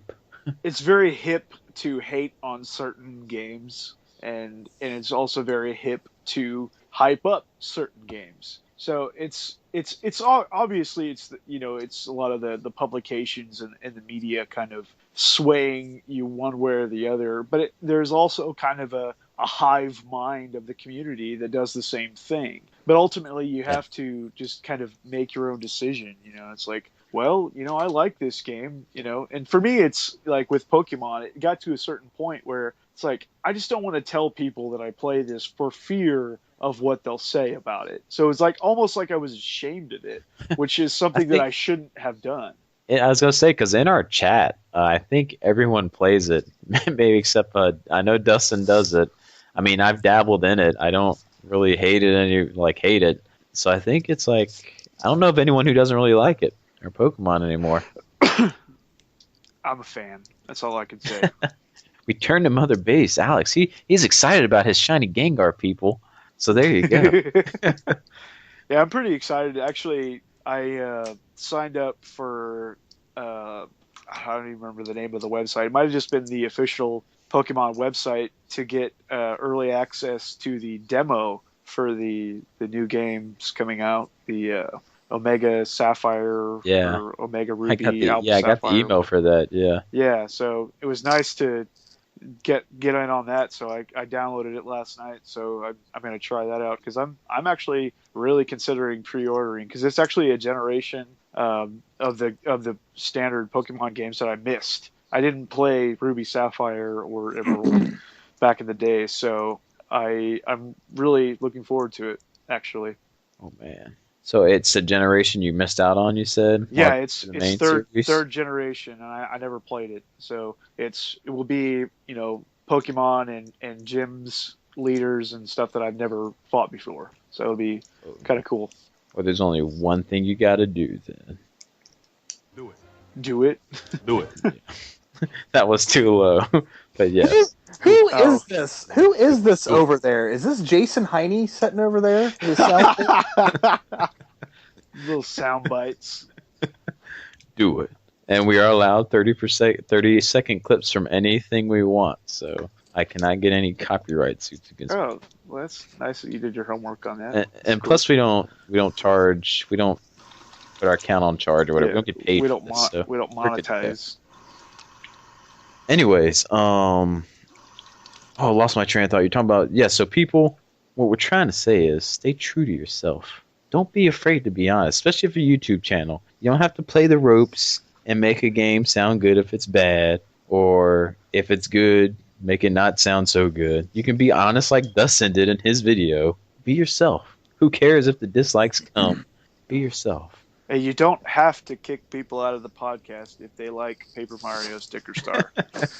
You can if you want to be a dick, but you don't have to. Yes, you can. Oh, man. Were you mixing something up over there, Dustin? Another beverage? I was washing my hands because you know how you just kind of sit around and they start to feel sticky after a while? Yeah. My feet are feeling sticky. I was getting like a sticky feeling on my feet, so it's crazy you say that. But, well, why don't we... I want to mention something real quick before... because we should talk about some games we've been playing, and then we can wrap her up. But PS4 just had a new patch kind of released. And it has a new function that I was trying to test for the past couple of days. This share play function. You guys remember when this was announced back in the day? You can let your friend take over the game and beat a level for you, or just let them play a game that you don't own for up to an hour. Well, this feature had released in a patch like 2 days ago, and me and Aerodynamics tried it out today. And I have to say, guys, it's pretty cool. Just to think that he was controlling a game that I have over here. He doesn't have the game. He didn't have to download or install anything. He joined my party and he started playing the game. No lag, like he was sitting in front of it, and he lives across the world. So absolutely no lag at all. he said during the very initial connection, within the first like 30 seconds, there was slight lag, but then after that, it was perfect. Until he got dropped because I got a phone call and I had to turn the internet off. But other than that, it was perfect. It's making me think of just how like where we're getting at with technology, though. I mean, that's pretty cool. This is a new way of kind of demoing games or trying out a game. Like Dustin has Infamous First Light. I'd like to probably try that before I buy it. So that'd be a cool way to kind of demo the game, just see what it's all about. I mean, I think it's pretty cool technology. So, but we would have to play that multiplayer then, right? Like you just can't go on my system and start playing my game. No, you would have to. Both have to be online. Like I was playing Lords of the Fallen, so I started up Lords of the Fallen. It's a single player game, and I invited Mike to my party. And as soon as he's in my party, I can hand him the controller. So he just takes over while I'm sitting on the couch watching him play. So I gotcha.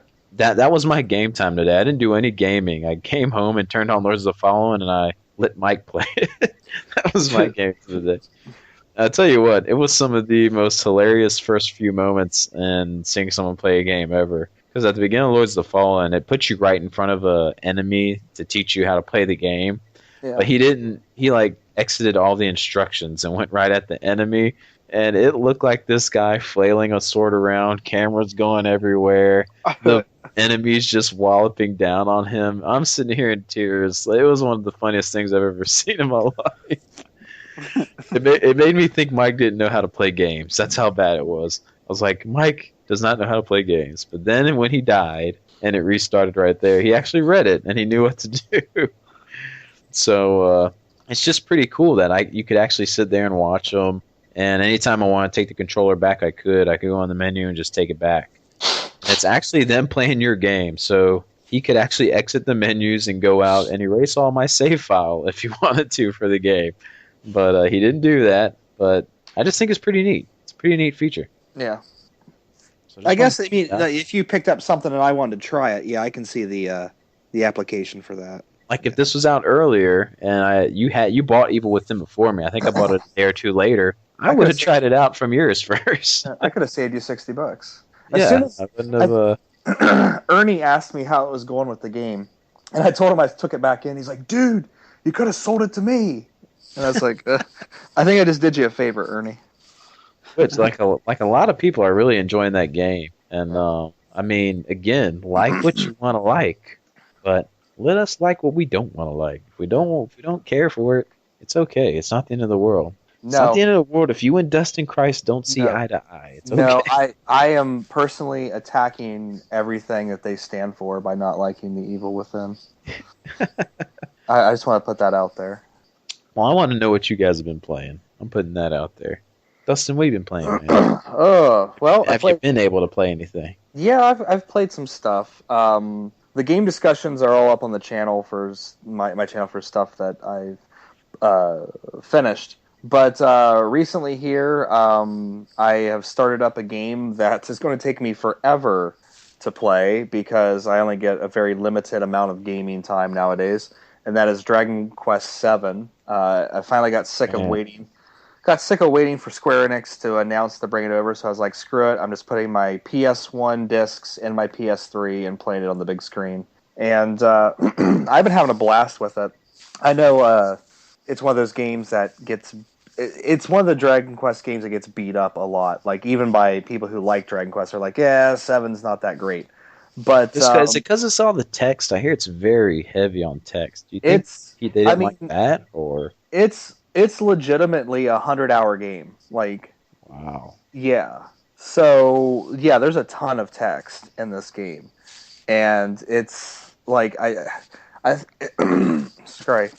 You know what, since you're clearing your throat, yeah, collect yourself, because I got a question here for you. Okay. Let me give you two Chance, because I should have brought this up earlier if we were talking about games we were playing.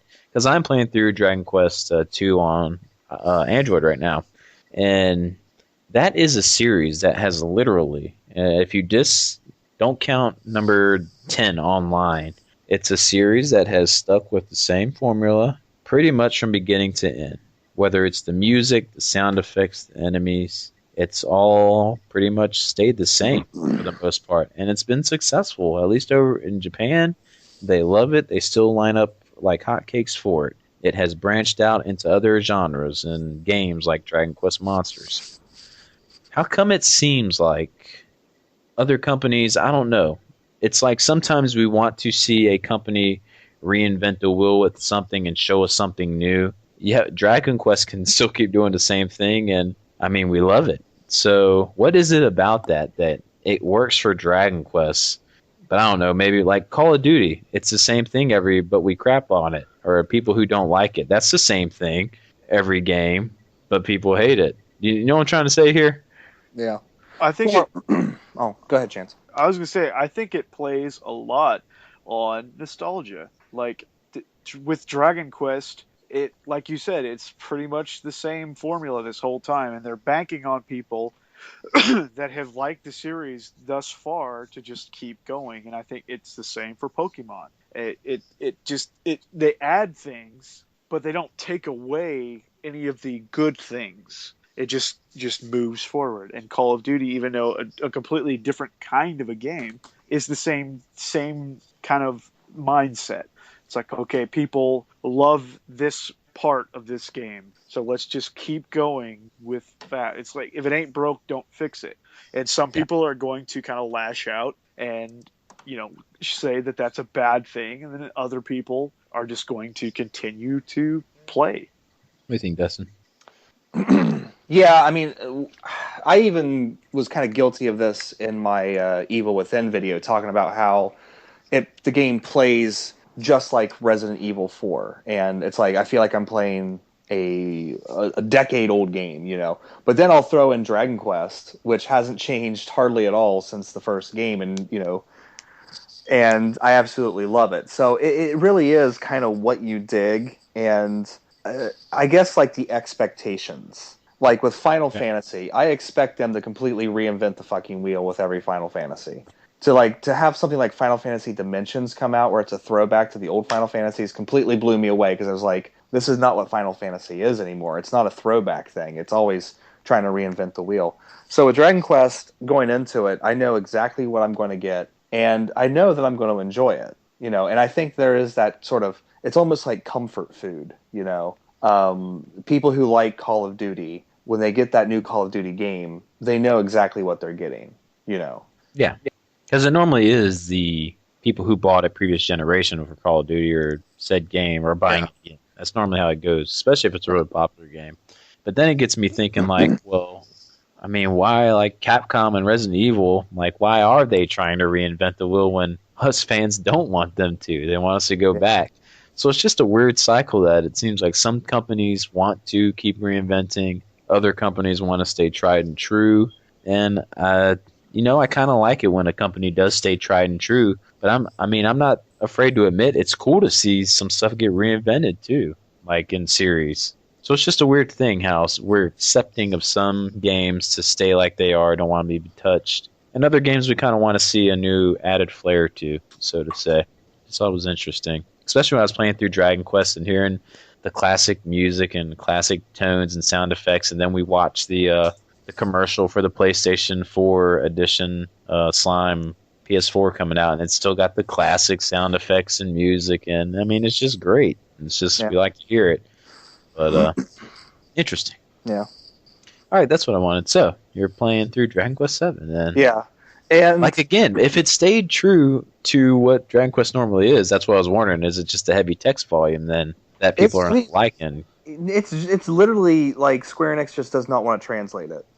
And what's going to happen is it's going to be another fucking Final Fantasy Type 0, where finally some hardworking, wonderful person is going to translate this game into English, and then Square Enix is just going to go after them. You know what I mean? And that sucks, because, it's so crazy to me that, like, these individual teams can do these translations and release them over here, for patches. And, like, Atlas can fucking localize like a champ, but yet Square Enix, who is like one of the biggest companies over there, is like, oh, it's just not financially feasible for us. Yeah, just get a group of 10 people, or Give it to 100 people. Have it done in like a day. Someone needs to work on a section. There have been a bunch of really great articles about like localizations and about how you really can't have a team that big because it has to be one cohesive script. And if you have 10 translators, they'll translate things or write things differently, and it won't seem like the same script. So you kind of have to have a somewhat small team to do it. But it's like, all right, just fucking do it. You know? I'm sure we have. What's crazy is, they can probably like just outsource it to a bunch of freelance people over here who would love to do it. Give it to the 5 people, and just let them do it and make money. Yeah, that's all you got to do. I don't know. All right, so you're playing Dragon Quest 7. Yeah, and really enjoying it. Although I will admit, if this game came out like in the first couple years of the PlayStation, no one would have a problem with it. But since it came out like very close, I mean, I think the PS2 was out when Dragon Warrior 7 came out over here. It's an ugly game. There's no way. Oh, really? Visually? Not just because the stretch screen and all? No. I mean, like when you first played it, like when I played it on my PS2 when I first got it, I was like, I mean, it feels like classic Dragon Quest. I mean, it looks a lot like the DS games, but the DS games look better. You know what I mean? Okay, gotcha. Yeah. So, I mean, it's just it's kind of retro feeling, but at the same time, you're like the 3D models in the game are just awful, and that's why I really think like the 3DS port is so important because it would sort of restore this game to like good status because people kind of beat it up for its incredible length. At the time, Dragon Quest, I should say, sorry, has always had a spotty, thing over here because just NX trying to localize it. So people, like when Dragon Warrior 7 came out, people didn't really know what to make of it because it had been Dragon Warrior 4 was the last game that came out in the series, So so people are like, what's this? And then it just, never took off. But I think, especially with 8 and especially with 9, I guess 9 was a much bigger success than I ever thought it was over here. There's a market here for Dragon Quest. It's just Square Enix doesn't know. They just can't pull their head out of their ass to figure out how to market it over here.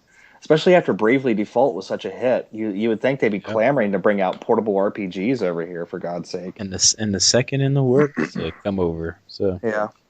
So I've been playing that. God damn. I drank some milk, so now my throat is, of course, phlegming up. Once you get your games out of here, you're done. So. Yeah. I just started Mine Zero on the Vita because I've been wanting to play my Vita. And I'm interested in hearing about that one, yeah. First-person dungeon crawler, right? First-person dungeon crawler, and it kind of borrows way too much stuff from Persona 4. So much so that, like, you're hearing the same voice actors, like, play characters who are very similar to the characters in Persona 4. So it's going to be interesting to see how this game goes, because it does have a very Persona 4 vibe to it, but it also mixes... Like there's skits in it, kind of like in Tales. Yeah. So it's Mine 01 you're looking for, Chance? I haven't actually even heard that much about it. Like, okay. I know almost nothing about it. I knew it was kind of a first-person dungeon crawler, but that's about it. That's all I really know about it. Is it a set party, Dustin, or you go in, picking your party, making your character, or like at your Odyssey? No, it's a set party. I like that already. I like set parties. Yeah. Cool. And then other than that, probably the thing I've been playing the most is a game that I kind of, before it was released, gave it some crap, and that's Terra Battle, the newest game by Mistwalker, who did, of course, Last Story and Lost Odyssey and that.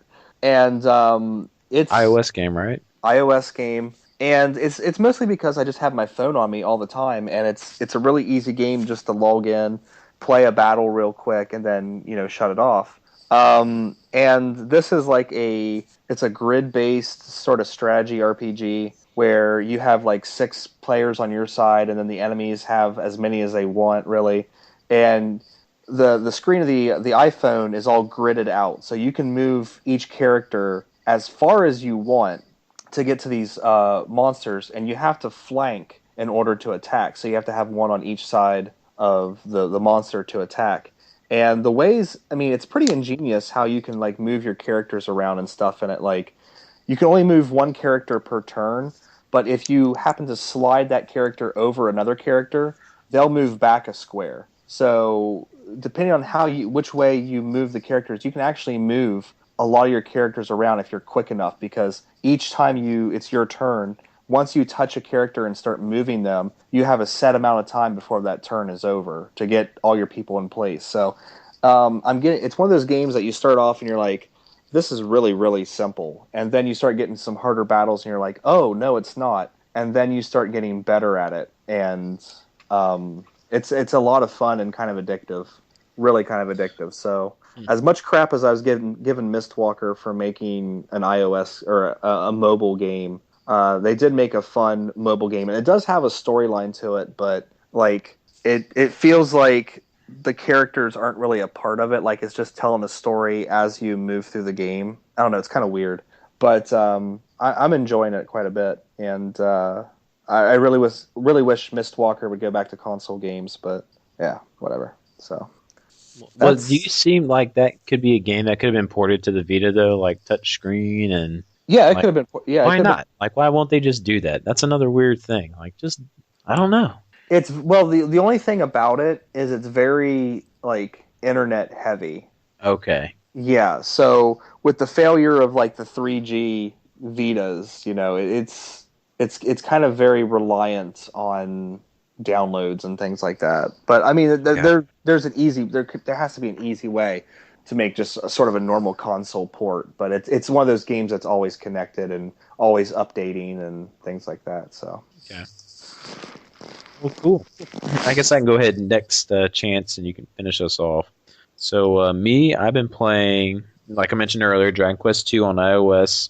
I was waiting for because Dustin had been playing it. I was kind of waiting. He had been saying that it's playing really good. It's probably the definitive version to play. I even asked him in the chat, I want to play him, but I kind of wanted to have it portable on my PSP. I didn't know if I wanted it on my phone because I would run into a problem like I had, which I'll tell the story. But like Dustin was right. This thing plays great. He played on an iOS device. I'm playing on an Android system, and it looks good. It plays great. It's so sitting there, you can play the game with one hand. Is so convenient, isn't it, man? I mean, you're just sitting there with your thumb. The grinding is so easy. Yeah, and the rebalancing of the games really makes them a lot more enjoyable. Yeah, so it's rebalanced. The visuals really pop on the LED screens on your phones and everything. Just looks really good. The sound quality is great. So as much as like in the past, like how crapping on mobile devices, and you can get the game for cheap, $5 to play it. And I would agree with Dustin. This is probably the definitive way to play it if you can right now on the iOS, and even the first one. It's definitely the definitive port of 2. Yeah. Yeah. And so far so good. It's great. My one hang up is, like I said, it was a slower day at work, so I might have been catching up on some grinding and just grinding away in the car while on patrol. And then I had to go inside the office to work on a report, come back out, and turned out I left my phone in the sun too long. So it goes in like your phone will overheat and it'll automatically shut it down. And I lost like an hour and a half, 2 hours of grinding that day because I left my phone in the sun, which kind of stunk. But hey, that's the only issue I ran into so far playing on a phone, which I should have been playing at work anyway, but there's nothing going on. Yeah. So playing Dragon Quest II. Are you guys still there? Yeah. Okay. Like I hit a cord on my headset. All right, playing Dragon Quest II. Also, I don't know if I've actually mentioned it yet on the podcast or in a video, but Destiny. I have went from hating to loving that game. I know I've said it in the chat. I've spent most of my time, like since I got my PS4, on Destiny. My play hours are insane in it. I was hooked to that game, playing it nonstop every day, leveling up. Like I mentioned earlier, I was playing with Corruption while talking to Chance. We're just having a great time gathering loot, getting gear, or saving up reputation points to get gear. Yeah, I get hooked to the grind, like in games. I don't mind grinding. I actually enjoy the grind, whether it's for experience, for reputation, as long as they don't make it not fun it's okay. Dragon Quest 2 on IO or portable, pretty easy to do it, so it's not bad. In Destiny, you're getting to play with friends and shooting things, so it's not too bad either. So I've really done a 180 on that one after the beta, and I've really come to enjoy that game. But I say that and I haven't played it in a couple days, mainly because we've had some new stuff come out to play. One of them being Evil Within, which we mentioned. I no longer own that. My feelings on it kind of mirror what Dustin said in his video, so I recommend you guys go check that out. I just could not get into the game. Something was not grasping me. The story was so convoluted from the chapters I've played. It just was not hooking me. The gameplay was okay and it worked all right, but there was no real scare factor or fear effect in the game. Just showing more blood or overwhelming me with enemies doesn't make a game scary or good, in my opinion. So I was really disappointed in that one. Other than that, I'm actually going to go check my recently made backloggery page. And yes, that was not just a shameless plug, just to plug my backloggery. That was a shameless plug. If anyone wants to go follow my activities, under the Laggy Gamer. Anyways, but I am playing Lords of the Fallen. I just picked that up yesterday. Really cool so far. If you're into Dark Souls, this can kind of hold you off until Bloodborne. I was told it was easier than Dark Souls, but I'm having more of a rough time with it. I guess because it kind of plays differently. When you're rolling this game, it's a lot tougher than rolling in Dark Souls, so I'm getting hit a lot more. But visually, it looks great. Next-gen graphics, or current-gen graphics, so to say. The story is actually there, and it's not so ambiguous where you're reading items. It's actually, they're telling you and talking to each other, and there's an actual story, so that's cool. But being a huge Dark Souls fan, just having something to tide me over until Bloodborne was very more than welcome, and I'm enjoying it so far, so it's pretty cool. And one that I'm proud to say that I have started up again, we mentioned on it earlier. This is like the third time trying to play this game. Dustin, when you mentioned you were going to play through it a while back, that was my second time trying it on 360 again. I don't know what pulled me from it, but I was really far in that game too. I think it goes up to 12 chapters, I want to say. I can't remember. And I think I was at least halfway on 360. But now I am playing through Deadly Premonition, the director's cut, on PC. It was on sale on Steam. Thanks to TG Appileus and Senkai from Accidental Gamers for putting it on their pages, or else wouldn't have known about it. Buying it really cheap for $2.99. If it's still on there, go check it out. I think it might have been just for the weekend, though. And it has improved the controls. Like I said earlier, just shooting and walking around, just everything's smoother in the game. There's added stuff. And this game, like I mentioned, if you're a fan of Twin Peaks, you'll appreciate the game that much more. It's like right out of it. It's so great. It's Twin Peaks the game. Twin Peaks the game. From the quirky music to the quirky characters to the setting, it just screams it. And I just appreciate it that much more since completing the Twin Peaks series and now playing it again. It's just such a great game. I think I'm already back up to chapter 2 or 3. And I don't know why, I don't know why I put it down, because I just love being in that world. I love being in Greenville. It's such a great magical place. So, and that's pretty much it for me. So, Chance, you can go ahead and finish it off, man.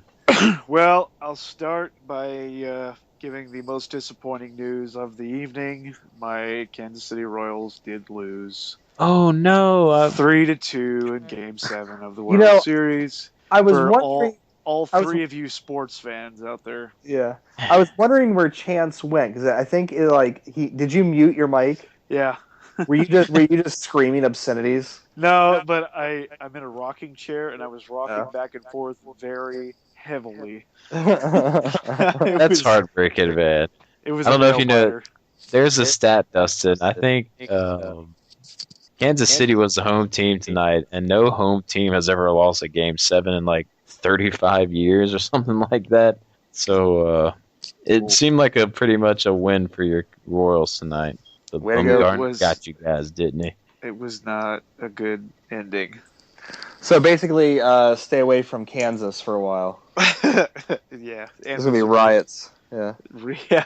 Oh my goodness. That's why. They put Bumgarner in like the 4th inning, and he dominated you guys. Yeah, it was nuts. Oh, Anyway, that's a shame. Go ahead. Back to video games before we get 1,000 dislikes for talking about sports.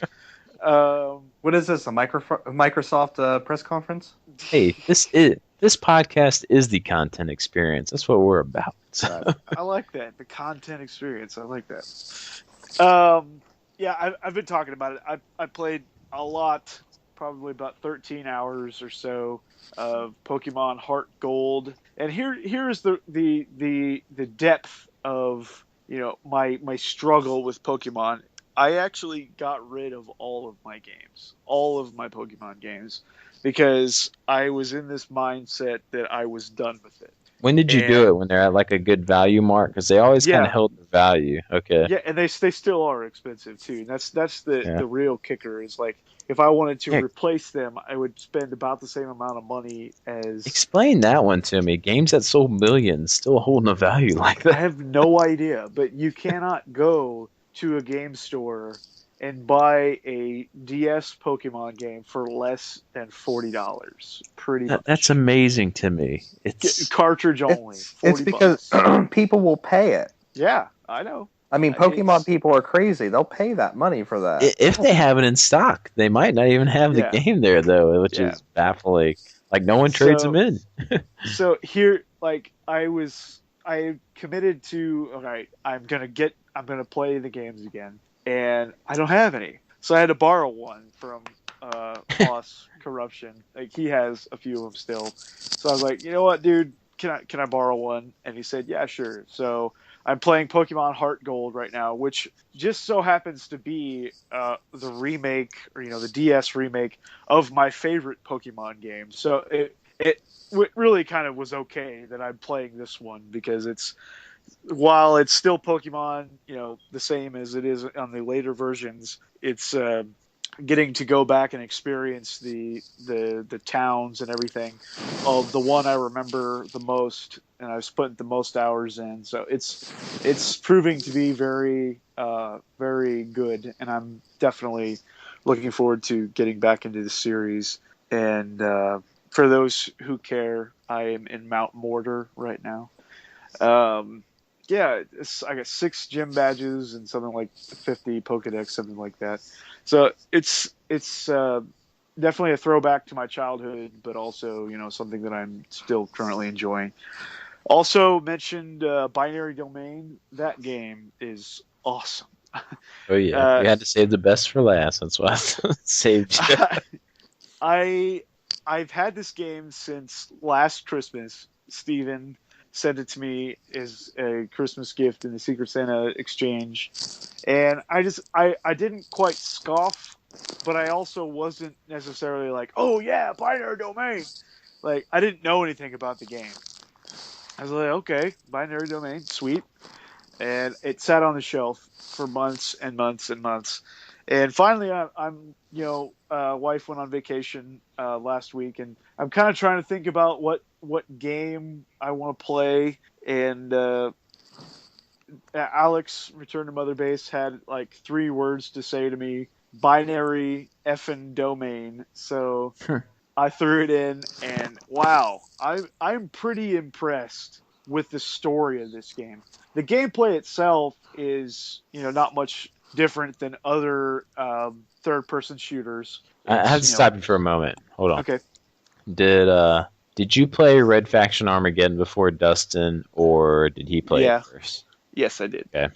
I was like, is it always like the second person who tells him to play the game, then he plays it before he listens to me? Yeah, I always have to have... Well, see, that's the thing. Like, so many people have said something about Binary Domain, and I put it on my wish list for my Secret Santa.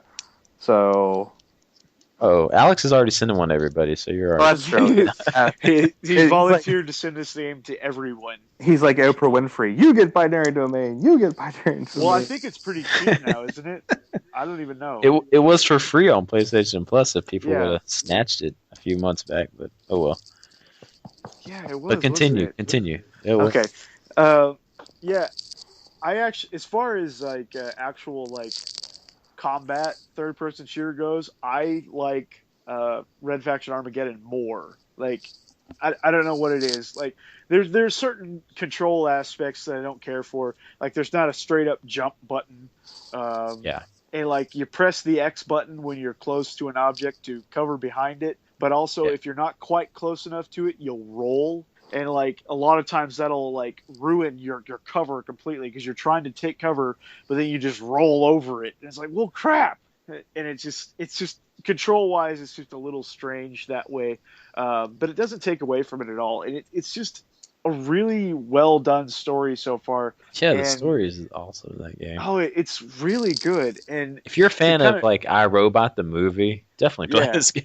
or like Blade Runner. Like this is Yeah. kind of like an almost like semi Blade Runner kind of experience. Yeah. Except the robots in this case don't know that they're robots. Like so you have no idea what you're looking for necessarily. But in the game you're just trying to get to the source or what you think is the source of these hollow children, as they're called, these robots with human skin that have no idea that they're robots.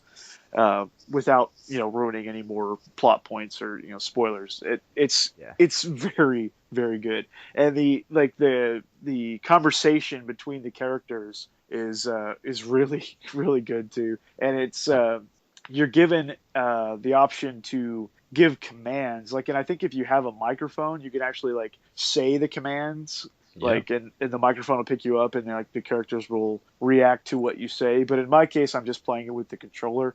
So you hold down the L2 button when it prompts you to, when someone asks you a question or something, it gives you a series of answers. And based on the answers that you choose, the conversation will move forward in that way. And you get plus positive points or negative points for that character, based on what you say.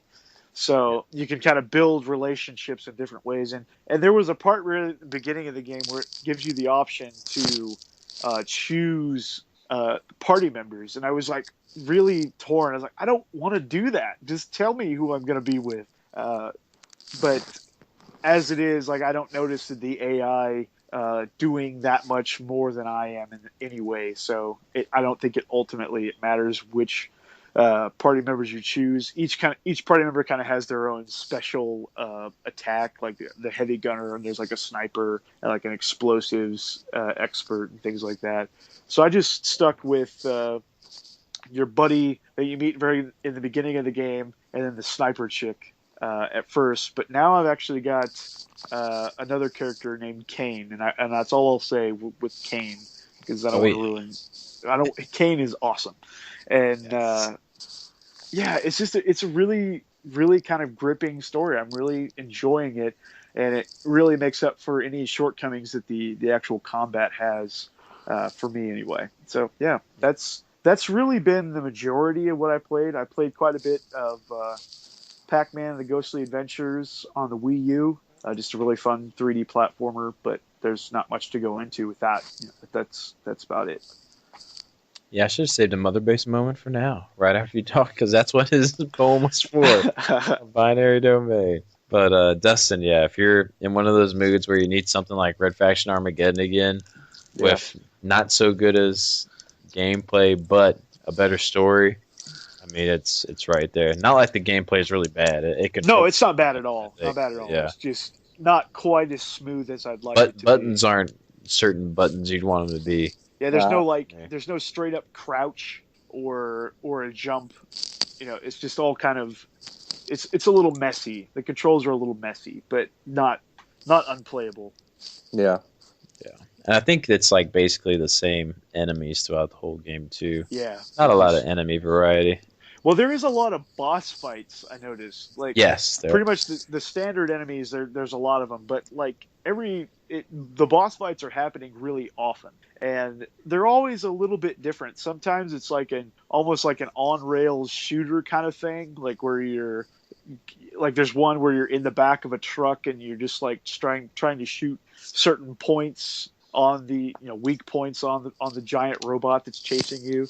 And other times you have to interact with it. You have to climb up on the robot and destroy certain segments. It's pretty cool. It's almost like a Colossus kind of a feel, where you have to figure out how to take down this specific kind of robot. Here you go, people. For under $10, $10 new or $7.99 used at GameStop, you can own this wonderful game. So, Totally worth it. highly recommend it. You can also get Anarchy Reigns on the PS3 for $4.50 now. So game night for that one. So people get on that too. Man, I feel like I should play the Mother Base moment again, just because we talked about Binary Domain. So we can hear talked about it in very high esteem. Yeah. So we can hear the poem one more time. So without further ado, we're gonna bust your ears one more time for 51 seconds. Base moment. Today, a poetry reading from Alex, Return to Mother Base. Hey, the ringing of bullets against metal, the shrapnel flying by as dust begins to settle. I throw an EMP, hoping to hit my mark. I turn to the right, blazing red eyes aflame. Damn you, technology, you're to blame. Sparks begin to fly above, the mechanical cry as robot minds begin to fry. I smile with pride. Today, 368 robots died. My name is Dan Marshall. I'm a member of Rust. I hate goddamn robots, and I hope they combust. This poem is brought to you by Alex, Return to Mother Base, courtesy of Binary Fucking Domain. Thank you. I love how he says binary fucking domain. That's really what it should be. Like they should just change the title of the game. Well, I think that's how we should call this one, guys. I think that's a good place to call an end. Well, it's good getting in the seat and talking to you, gentlemen, and getting an episode done. Yeah, likewise. Likewise, I'm sure. Mutual, I'm sure. All right, good night, everybody. All right, night. Good night, Bye. or good day, good morning. I'm so fresh, you can suck my nuts. I'm so fresh, you can suck my nuts.